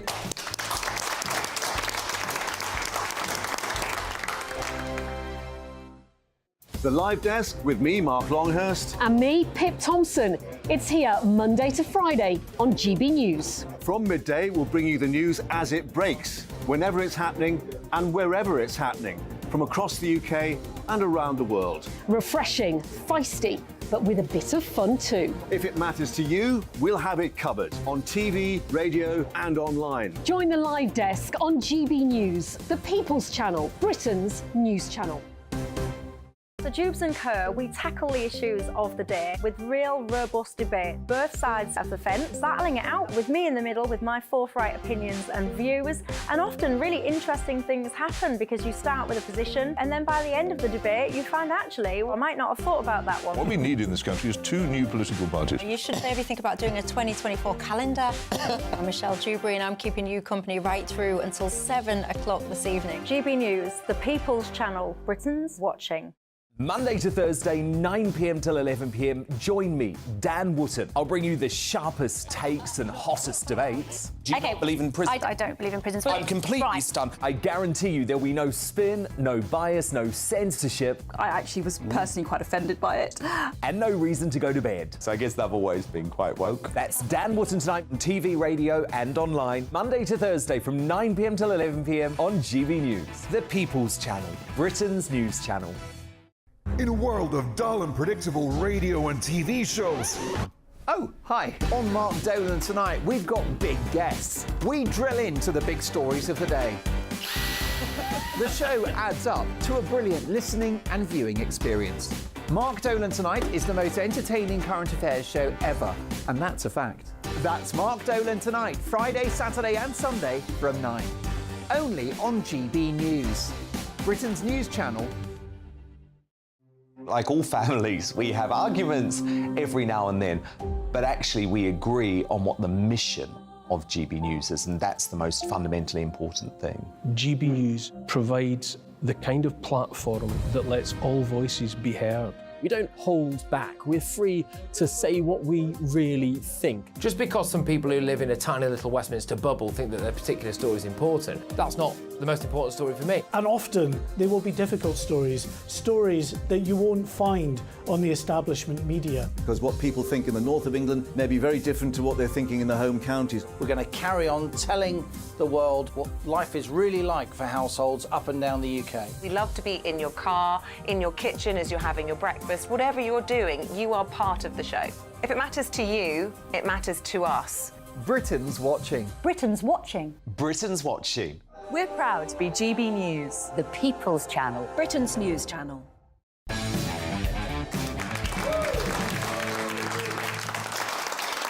Welcome back to Free Speech Nation with me, Andrew Doyle. So, once named the future of Malaysian comedy, Rizal van Gazel has gone on to forge a brilliant career as both a stand-up and a comedy promoter. Among his many achievements was the setting up of the Crack House Comedy Club, which became the premier venue for stand-up in Malaysia. However, having made jokes about his Malay heritage, Rizal found himself jailed, having been investigated for sedition at first and later charged with the misuse of mobile networks. I'm delighted to say that Rizal van Gazel joins me now. Rizal, thank you so much for coming on the show. Thank you, thank you. So this is an incredible story. I think you'll have to explain to everyone what happened. This is your comedy club in Kuala Lumpur. That's right. So we were running for 8 years, fine. We've even had some of the best acts from the UK come through. We were very lucky. They had terrible agents. And we had one fateful open mic night where a lady who's signed up for open mic, she had a different agenda. She had no intention to be funny or to do comedy. She donned a hijab, which is a headscarf, introduced herself as a Muslim, said she memorized chapters from the Quran, and then she removed her clothes, which was really bizarre because I was in the back wondering, which chapters is this? You know, I've never heard of this before. She's got her own edition. Yeah. So she got her set up, recorded and uploaded online, and that just sparked outrage throughout the conservatives in Malaysia. And for the first time, we became popular. So just to be clear, this as an open mic night, anyone can come along and do a set, do their own thing. Absolutely. Sometimes it's difficult to tell if they're trying to be funny or not because they can be quite bad, the open mic nights. And this girl came along and she had her own agenda, like you said. She had her own agenda. We did not know. I mean, even the police who investigated me, they asked me, they're like, did you not audition her? I'm like, the open mic is the audition. Yeah, exactly. Because there's no... Well, let's have a quick look at what she did. I think we've got the clip. I have to relive the tromp.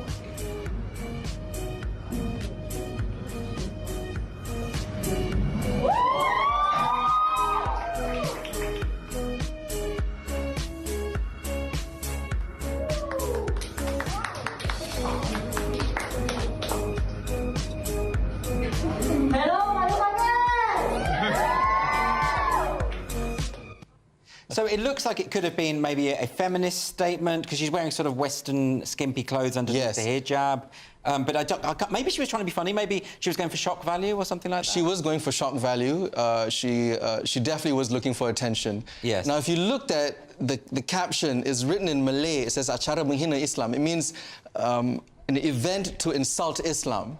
So that already gave the narrative to what she was doing. Did she put that message on the video? No, she did not. No, someone else thinks that this was insulting to Islam. Yes. OK, and of course, if you're a conservative Islamic person in Malaysia, you might take the same view. Yes, and you did not know that it was in the context of a comedy show, or an open mic night even. Generally speaking, then, in Malaysia, would you say that there's a pretty good freedom of speech when it comes to comedy, you know, that anything goes on stage? Within the four walls of a show, within the context of in a show in front of people who come to enjoy comedy, yes. But online, it has proven that it doesn't work. So that's the problem, is when someone films it and it gets out there. Yes. And then, I see. And so you yourself, you were arrested. I was arrested because I was the owner. When they found out, I was the owner of the place, and I have a Western surname, if you hadn't noticed. My surname is Dutch because my father he's of Dutch heritage. Yes. And so they pegged me as a person that was spreading Western liberalism. Oh, so you're quite subversive, or that's what their view was? I have no idea what that means, Andrew. OK. And so... Well, against the state or against the status quo or... there you go. Yeah. So they pegged me as the owner, and then they realized, they saw that, he's a comedian as well. Yeah. They dug up my content, and my content, I talk about my Muslim heritage, my Malay heritage. Yes. And they didn't... because, like I said, they fed into the narrative. Yes. And they didn't at all see the irony or the sarcasm that I was bringing. I'm like, well, at least compared to her, mine's actually funny. But you were telling jokes which they took at face value. They took at face value, yeah. So, and you're just talking about your Muslim heritage, and they took this as what, being blasphemous or something like that? Being treacherous, being ungrateful would be one of the words. But ingratitude isn't against the law, is it? It's not, but, you know, they pegged me as somebody that was trying to incite racial disharmony. So what's happened now with Crackdown Comedy Club? Is it still up and running? Well, the Crackhouse Comedy Club has been shut down, and we have no intention to reopen it. However, I should say that the comedy scene has actually flourished ever since this has happened. Really? Yeah. So more people know about it Yeah, now, so we were a sacrificial lamb for something bigger. But did the authorities insist that the comedy club be shut down? Is that why that happened? They didn't just insist, they took action on it. They revoked our license. Wow. They revoked our license, they had the place taped up, and a few people came to vandalize the place, and it all got really serious. I was getting threats towards my family and such. Really? Yeah. All over jokes? All over jokes. And how does that feel? I mean, to actually also spend a night in a prison cell over this? I mean, at some point, were you not thinking this is surreal? You know, the idea that I should tell jokes on a stage and I'm ended up behind bars? Yes. Well, it was only one night, and it was okay. I enjoyed a short break from my children. But it was, at the point, yeah, it was quite surreal. I was like, oh, this, and I was sitting in my cell thinking to myself, oh, this is going to be great for my career now. I'm going to be selling out shows the whole of Malaysia, and it has done me good in that sense. Well, you've definitely got something to talk about. Yes. I mean, that's the awful thing about comedians, is that when terrible things happen to us, part of us are thinking, yeah, but I can talk about this on stage later on. And that makes it okay. That's what the comedians in Malaysia, like family and friends were like, are you okay? Are you doing all right? Let us know if we can help you. Comedians were like, did you write material about this? It's terrible, really. But, you know, it's still, I mean, it's all, you know, it's your experience, and of course you've got every right to make jokes about it and everything. But from our perspective, like, hearing this, we think, this is mad. We had a situation in this country where the police investigated a comedian called Jo Brand over a joke she told on the radio, and people were shocked at the mere idea of the police investigating.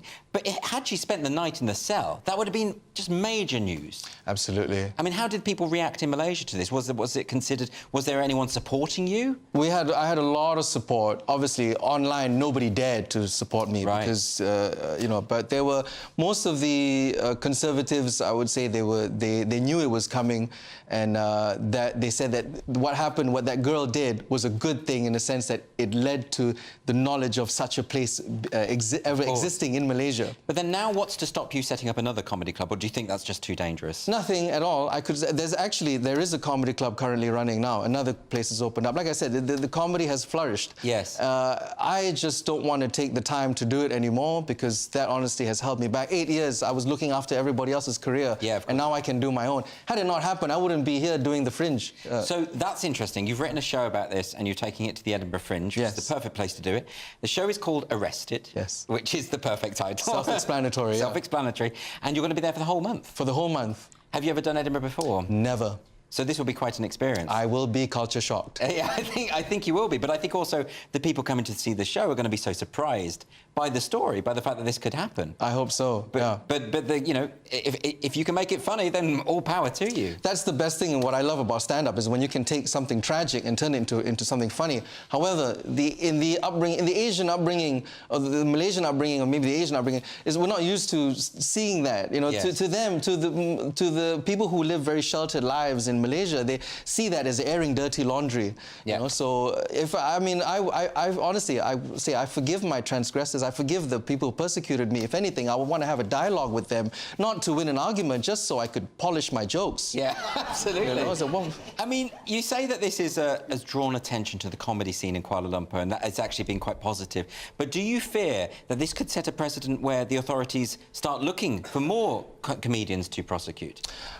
Only when it's election year. Right. Okay. Other than that, they're like, it's okay. They cater to a small demographic, you know, English-speaking demographic within the metropolitan areas. Okay. Well, do you know what, Rizal? It's great to hear you being so upbeat about this, because I wouldn't be, I don't think. So the show is called Arrested, Edinburgh Fringe Festival. Yes. So if people just search your name? Search my name on social media, it'll be there, or you can go to the Edinburgh Fringe website. I'm part of the Free Fringe, yeah. Of course, and just put Arrested in there. Yes. You're part of the Free Fringe, so people can just come in and put some money in the bucket at the end. Oh, that'll be great. It'll help me recover my legal fees. Yeah. OK, Rizal, thanks so much for joining me today. Really Thank you, Andrew. Thank you. And still to come on Free Speech Nation, the evergreen Christopher Biggins will be here to tell us about his remarkable career as an actor and presenter. But first, let's get the latest weather.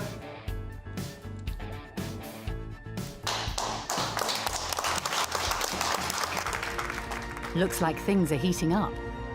Boxed Boilers, proud sponsors of weather on GB News.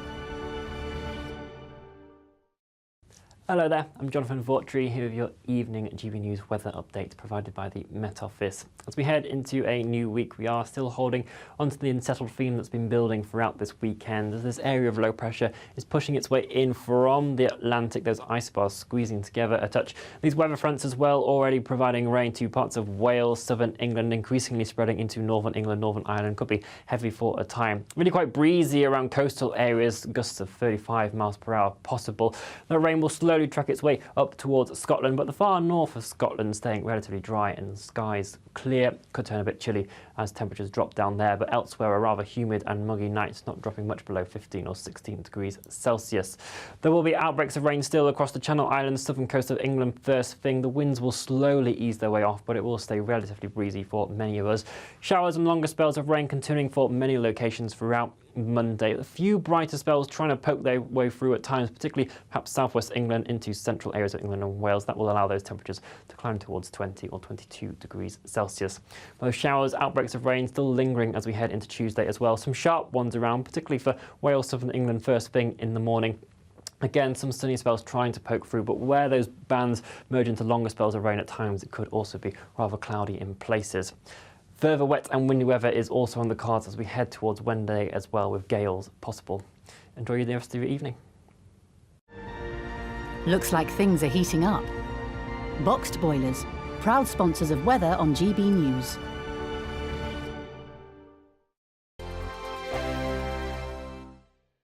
Monday to Thursday nights on GB News. At 6, it's Dubes & Co. 7 o'clock, Farage. At 8, join Jacob Rees-Mogg. And at 9, Dan Wootton Tonight, followed by headliners on TV, radio and online. This is GB News. Now then, Lee Anderson here. Join me on GB News on my new show, The Real World, every Friday at 7 p.m, where real people get to meet those in power and hold them to account.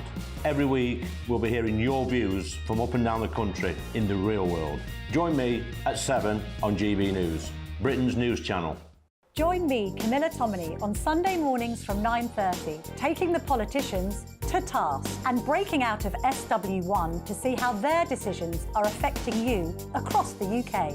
Bursting the Westminster bubble every Sunday morning, only on GB News, the People's Channel. Britain's watching. Join us every night on GB News at 11 p.m. for Headliners, which is 3 top comedians going through the next day's news stories, which is exactly what you need, because when the establishment has gone crazy, you need some craziness to make sense of it. So join us 11 p.m. every night on GB News, the People's Channel, Britain's news channel. I'm Andrew Doyle.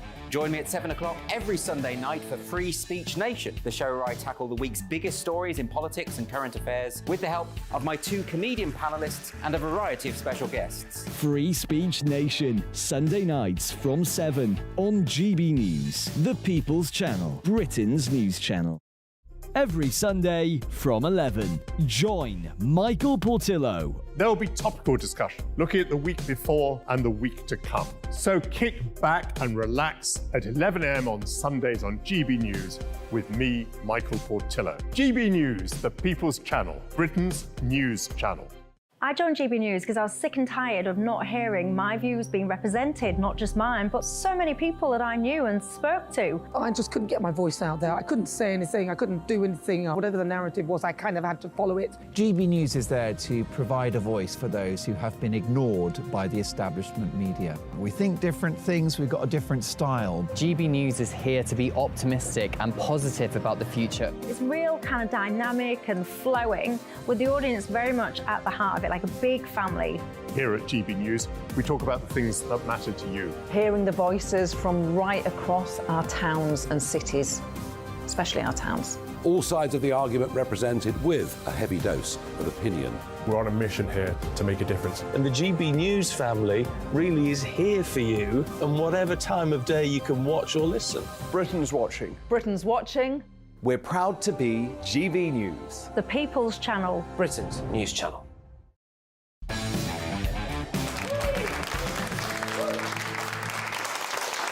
Welcome back to Free Speech Nation. My next guest has been a staple of the British entertainment scene for many years, beginning his career in brilliant 70s comedies, including Upstairs, Downstairs and Porridge. Went on to appear in serious dramas, children's television shows and host game shows. He also starred in movies, such as the Rocky Horror Picture Show. He won a Lifetime Achievement Award at the 2017 Great British Pantomime Awards and somehow found time to win the 7th series of I'm a Celebrity, Get Me Out of Here. Christopher Biggins, welcome to the show. Christopher, you've done so much, as the introduction implies, but I'm really interested in your acting. Yeah. And how you knew you wanted to get involved in acting. Was it vocational from the beginning? Well, I tell you what happened was I was born in Oldham. And my mother hated it, so within 3 weeks she packed me up and my father and put me in the back of a Pickford's lorry and drove. And she didn't drive it. We all drove down to Salisbury. She was a Hampshire hog, so she knew that part of the world. And so we set up home in Salisbury. And when I went to... My parents worked very hard to send me to a private school. And at private school, there was a wonderful elocution mistress. Now, I had a great Auntie Vi, who was a real snob. Yes. And hated the fact that I talked like that, because that's, you know, they talk in Wiltshire. So she wanted me to speak properly. And my elocution mistress, Mrs. Christian, taught me. And she must have seen something in me that encouraged me to be an actor. And, of course, that was the time that if you wanted to be an actor, you were supposed to speak in RP. Absolutely. I mean, it's all changed now. If you speak like I do now, you're not really recognised at all. Yeah, absolutely. And then you made a break into television and you got an early role on Upstairs, Downstairs. I mean, Yes. which was such a huge show. It was a huge show. Very funny, though, how when we rehearsed it, because it was upstairs and downstairs, all the upstairs members of the cast sat in one corner of the rehearsal rooms and all the downstairs people sat in the other corner. Oh, so it was like segregated? It really was. It was the most bizarre thing. Nobody talked to each other, so I thought it was really weird. And I was sold cars in the episode, so I was in between, in a way. Yeah. I wasn't quite aristocratic, but I also wasn't poor. So there was it was a marvellous experience to have. It's an interesting character as well, because you come in quite sleazy. Yeah, I know, and he makes the pass at Pauline Collins. Yeah, we've actually got a clip of what happens when you make the pass. My goodness, I can't wait to see it. Well, I must be on my way. I have another appointment, I'm afraid. You shouldn't have kept me waiting, you know.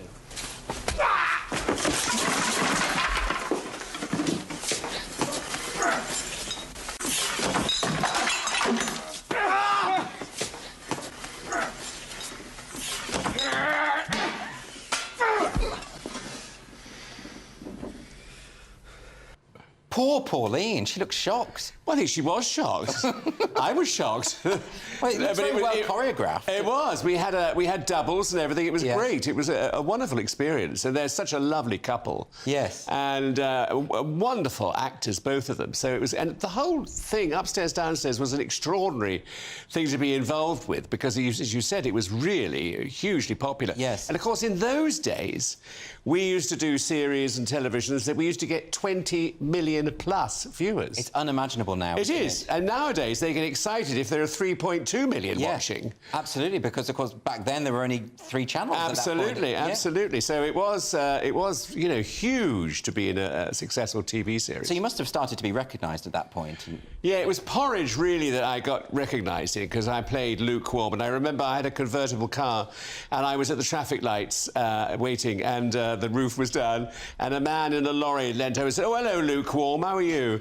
So I knew that I'd arrived because that was my character in Porridge, and so you do so many different things at this point. You know, you're doing drama, you're doing comedy. Do you have a preference for the type of role you wanted to be in those early years? No, you just wanted to work, really. I mean, it's the same with today. You know, you just accept whatever it comes. Yes. The nice thing about getting older is you can turn down things. Yeah. And you can be a bit more selective, whereas in the early days, you just take everything. Yes, but then some of the roles you did take are so brilliant. And so, for instance, I'm thinking of Nero in I, Claudius. Oh, I love doing that. Which I just think I think it's one of the most impressive series anyway, and it must be such a privilege to be part of. It really, and my mother, Barbie Young, has just recently died, who was a wonderful actress, and her husband, Jack Pullman, adapted the books for the TV series, and it was just wonderful to be involved in something like that, which was huge success. Yes. And have you ever seen I, Claudius? Well, it is a terrific... You can get it on DVD now,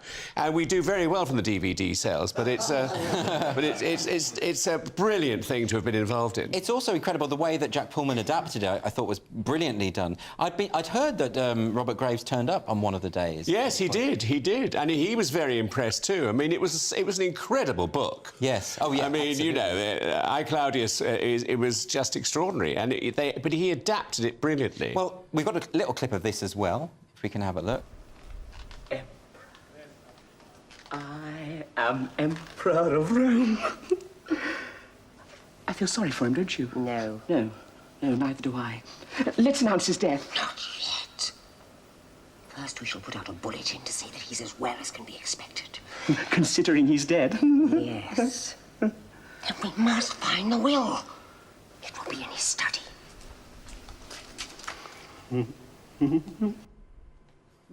But I love the way you play that because it's so sort of counterintuitive to what we think of as Nero. You're quite impish, but also totally obsequious to your mother. I know. There was a scene in the series, because we only did the last episode. It was such a strong episode that it was very important. People remember it so much. But there was a scene where I go very petulant to her and say, my wife won't have sex with me anymore. And she said, don't worry, darling, these things happen. And then she lays back on the bed and allows herself for me to have sex with her. Unbelievable. Yeah. And when it was the Romans, Christopher. Exactly. And when it was sold to America, they cut that scene because they said they couldn't bear incest. America. Dear, oh dear, oh dear. But were you aware at the time of how important that series was? No, I don't think any of us were. I mean, it was. In fact, funny enough, when they first went out, we filmed our last episode halfway through the series, and when it first went out, it was badly criticised by the critics. Really? I mean, they said this is terrible, this is awful, this is ghastly, and then they turned around halfway through and said this is brilliant television. So we were all on a high by then because we were suddenly in a huge success. Well, they're quite capricious, aren't they, the critics? And they get it wrong. Very capricious. They get it wrong. And they certainly got it wrong with that particular series. And you've also done films. I mean, I remember seeing you in Derek Jarman's version of The Tempest when I was about 14. I was quite shocked, actually, by the film. Well, it was quite shocking, the film. I mean, but it was, again, Derek Jarman was a brilliant director, and he was wonderful to work with. We filmed in Northumberland, and there were lots of scenes on the beaches. And in the morning, they used to brush the snow, it was so cold, off the sand dunes before we filmed. And it was so cold. One of the actors playing Ferdinand, he had to come out of the sea, the North Sea, stark naked. Yes, I remember. And he was, I don't know how he did it. There was no shrinkage either. We were all very impressed. But it was a really interesting film, and of course you're grappling with Shakespeare. Yeah. And you're playing a comedic role, the director Stefano, isn't it? Stefano, yeah. But that's not your only Shakespeare. You've done Puck. I did, yes, I did Puck in Regent's Park Open Air Theatre. In fact, I was the best Puck in the park that year.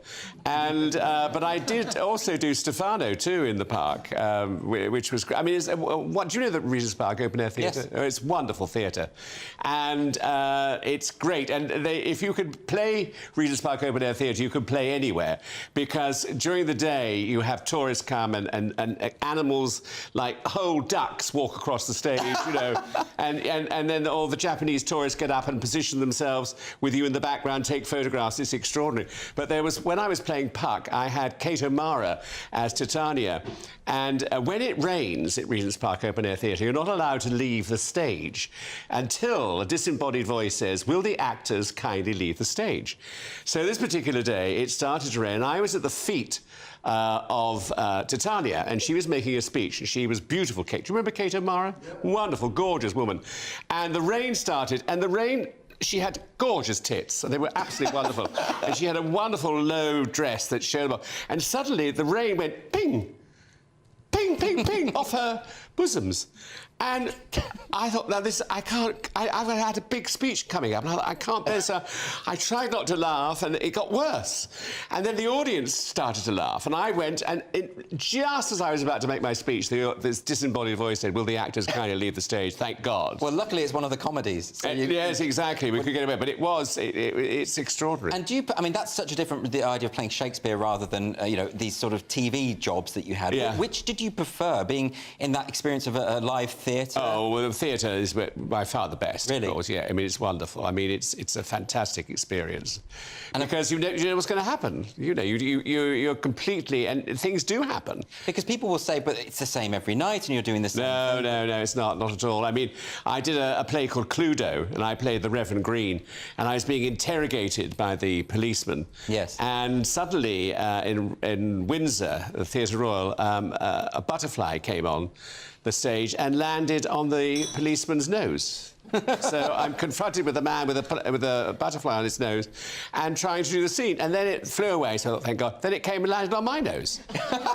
And, you know... of course, you've got the audience there, so you're getting this immediate response. Absolutely. And, you know, I hate people who corpse in theatre because it's cheap. But, you know, when it's something like that and you laugh and the audience laugh with you, it's wonderful. Yes. Because and I suppose you can get away with that as a panto dame. Yes. You've done a lot of that, of course. Yeah, well, I've made a career out of being a pantomime dame. In fact, I'm going to play this year. I'm going to Southampton this year to do Snow White, and I'm playing the man in the mirror. And it's great because I fly in and fly out, and I only have one costume, so it's going to be easy for me, yes. You're not flying in literally, are you, on the wires? Yes. Yeah, you are? Yeah, oh yeah. Goodness me. I love flying. That's absolutely incredible. And then we don't have much longer, but because some people won't know that you were in the Rocky Horror Picture Show, which just a jump to the left and a step to the right. Put your hands on your hips and bring your knees in. And actually sang the Time Warp with the gang. I mean, how did you get involved in that? Well, I remember vividly how I got involved because I was a great friend of most of the company, and I knew the director. And I went to the opening night of the stage show in the Royal Court. Royal Court Theatre upstairs, and I'd never seen anything like it in my life. I mean, Richard O'Brien, who wrote it, it was an extraordinary piece. Yeah, it was so anarchic and different, wasn't it? I mean, we'd never seen anything like it, so I was a real fan of it. And because of that, when they did the film, they incorporated 14, I think it was, Transylvanians, and I got lucky to get one of those roles. Yes, you're one of that array of peculiar people in odd costumes. I know, and we did 10 weeks on it. We got £100 a week. I bought a sofa bed at the end of it, and we were stoned every day. That sounds like a great time. I wasn't taking anything, but it was in the air. It was just there, was it? Yes. I can well believe it, Christopher. Thank you so much for coming on and discussing this with me. Really appreciate it. Thank you. And coming up on Free Speech Nation, a man dressed as a dog ventures outside for the first time, amusement park visitors get trapped on a ride for 10 minutes, and a bear decides to bathe in a hot tub. It's almost time for social sensations. Don't go away. Sounds good.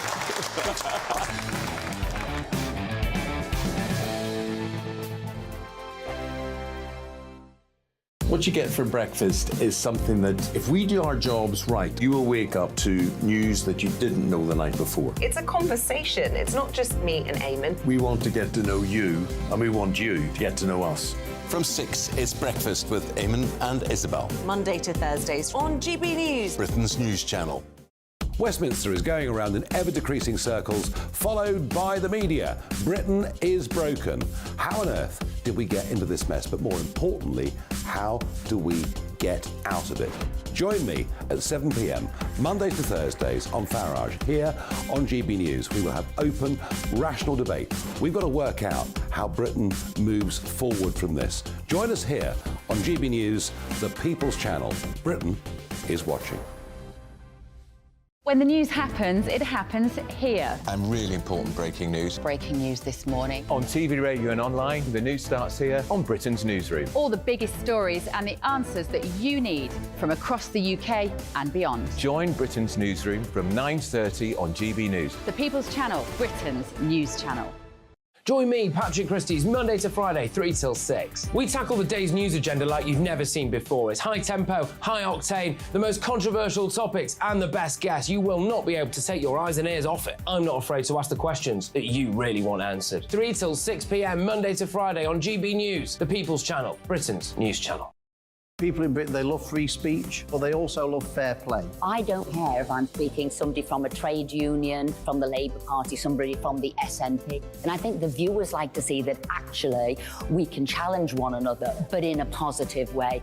We think we ask the questions that people want to ask, and often we ask the questions that we wanted to ask in Parliament but never got the chance to ask. So join us every Saturday, 10 a.m. till noon on GB News, Britain's news channel. It's all about family, being in people's living rooms, all the interaction and getting to know who our viewers and listeners are. When I was young, my dad used to say, no, stop arguing. I wanted an outlet that would enable me to give my opinion. People are going through a really hard time right now, and I know that you don't feel like you're being listened to. by the establishment. I came to GB News because it's the people's channel and I want the audience to have their say on the events of the day. We're dynamic. We do something different. Democracy shows that the wisdom of the nation is in its people. I get to travel to find out what the story is from a personal perspective. The British people aren't fools. We know when we're not being told the full story. We've got to work out how Britain moves forward from this. It's the best country in the world. The establishment had their chance. Now we're here to represent your views. Britain's watching. Britain's watching. Britain's watching. We're proud to be GB News. The People's Channel. Britain's news channel.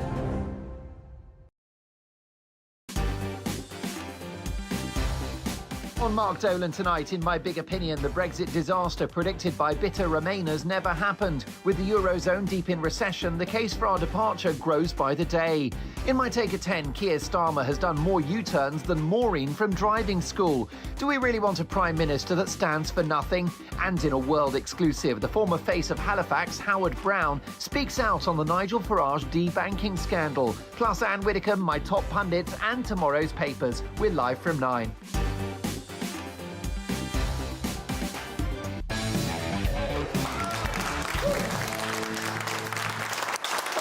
Free Speech Nation. So it's time for Social Sensations, our weekly look at the videos which have been dominating the internet. And first up, a man who goes by the name of Toko ventures out in public as a dog for the very first time.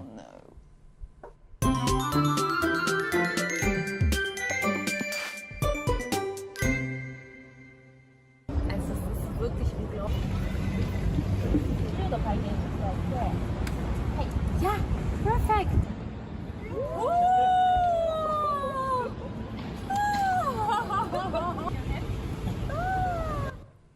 OK, we need to talk about this. So that isn't a dog, it's a human being. That's incredibly transphobic. So is this an individual who identifies as a dog, or is it just someone who has a... Is it like a fetish to be a dog? What's going on? I'm going to say something which... Just go with me on this. OK. Right, he's Japanese. Yes. Right.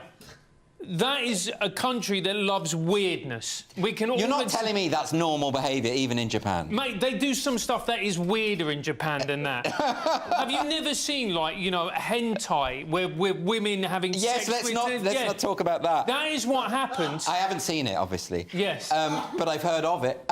Do you think this is just a cultural difference, as Francis is implying? This is not a cultural difference. I have a funny feeling that there are many Japanese people going, no! Yeah, this isn't...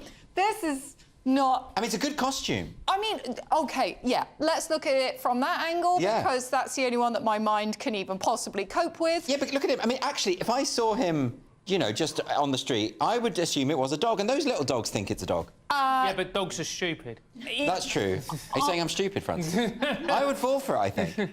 No, I'm not happy with the amount of commitment he is giving to this cosplay event, because to me, I don't think he's cosplaying, and it makes my skin crawl. You think it's a bit. creepy? Yeah. To be honest, I think we've spent too much time talking about this. We're going to go on to this video, which captured the moment that the amusement park riders were left spinning in reverse for 10 minutes after a popular Music Express ride in Rye, New York, malfunctioned and the emergency brakes failed. Ah, shit. Ah, shit. This is why you don't get on these rides. This is why you don't get on these rides, dog. You see? I would have been on there. That's great. That's scary. With my kids. No. It is your worst nightmare, isn't it, going to a fairground? So I have some friends who were caught trapped upside down on a ride for an hour. Is this you again? It's not me, because I wouldn't have been able to cope with that. This was in Aberystwyth, and they were hanging upside down for an hour. Yeah. And it was so uncomfortable, as you can imagine. That is pretty bad. I think my friend, this is a true story, and it's not me, had the worst one. So his parents split up, and he had a really awful relationship with his dad. Yeah. And what his dad used to do is, because they're in America, he used to take him to Six Flags, which is the amusement park. And they didn't even speak to each other. They just do the rides and never offer a word. So they went on the Big Dipper, Yeah. The ride broke, and so they were on the top of the Big Dipper, just him and his dad next to each other for 3 hours in this enclosed space. I think the moral of the story is never go on a fairground ride. Just like to apologise for the bad language in that clip. We weren't aware of that. Finally, here is a clip of a bear cooling down in a hot tub in California. You heard that right?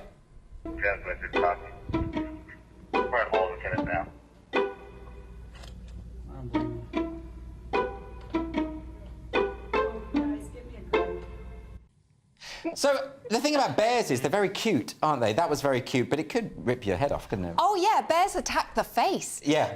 So that's quite nice. If you sort of saw a bear lounging around. I mean, is this climate change? Because, you know, obviously with humans encroaching onto, like, wildlife areas, the wildlife have to go somewhere, and if they're going to go somewhere, they're going to go in your hot tub. I think it's actually rewilding. My question is that a Japanese man in a costume? So, look, thank you for joining us for Free Speech Nation tonight. This was the week when a former Aussie PM claimed they were lucky to be colonised. The NHS prescribed gratitude ponchos, and the Labour Party almost worked out what a woman is. So thanks to my panel, Diane Spencer and Francis Foster, and to my guests this evening. And if you want to join us live in the studio and be part of our wonderful audience, you can do that. Please just go to www.sroaudiences.com and you can come along. There's food, there's wine. Come and join us. Stay tuned for the brilliant Mark Dolan tonight. That's next. And don't forget that Headliners is on every night at 11 p.m. That's the late night paper preview show where comedians take you through the next day's top news stories. Thanks for watching Free Speech Nation. See you next week. The temperature's rising. Boxed Solar, proud sponsors of weather on GB News. Hello there, I'm Jonathan Vautry here with your evening GB News weather update provided by the Met Office. As we head into a new week, we are still holding onto the unsettled theme that's been building throughout this weekend. As this area of low pressure is pushing its way in from the Atlantic, those isobars squeezing together a touch. These weather fronts as well already providing rain to parts of Wales, southern England, increasingly spreading into northern England, Northern Ireland. Could be heavy for a time. Really quite breezy around coastal areas, gusts of 35 miles per hour possible. The rain will slowly track its way up towards Scotland, but the far north of Scotland staying relatively dry and skies clear. Could turn a bit chilly as temperatures drop down there, but elsewhere a rather humid and muggy night, not dropping much below 15 or 16 degrees Celsius. There will be outbreaks of rain still across the Channel Islands, southern coast of England first thing. The winds will slowly ease their way off, but it will stay relatively breezy for many of us. Showers and longer spells of rain continuing for many locations throughout Monday. A few brighter spells trying to poke their way through at times, particularly perhaps southwest England into central areas of England and Wales. That will allow those temperatures to climb towards 20 or 22 degrees Celsius.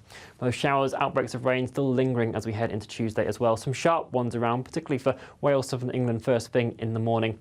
Again, some sunny spells trying to poke through, but where those bands merge into longer spells of rain at times, it could also be rather cloudy in places. Further wet and windy weather is also on the cards as we head towards Wednesday as well, with gales possible. Enjoy the rest of your evening. The temperature's rising. Boxed Solar, proud sponsors of weather on GB News.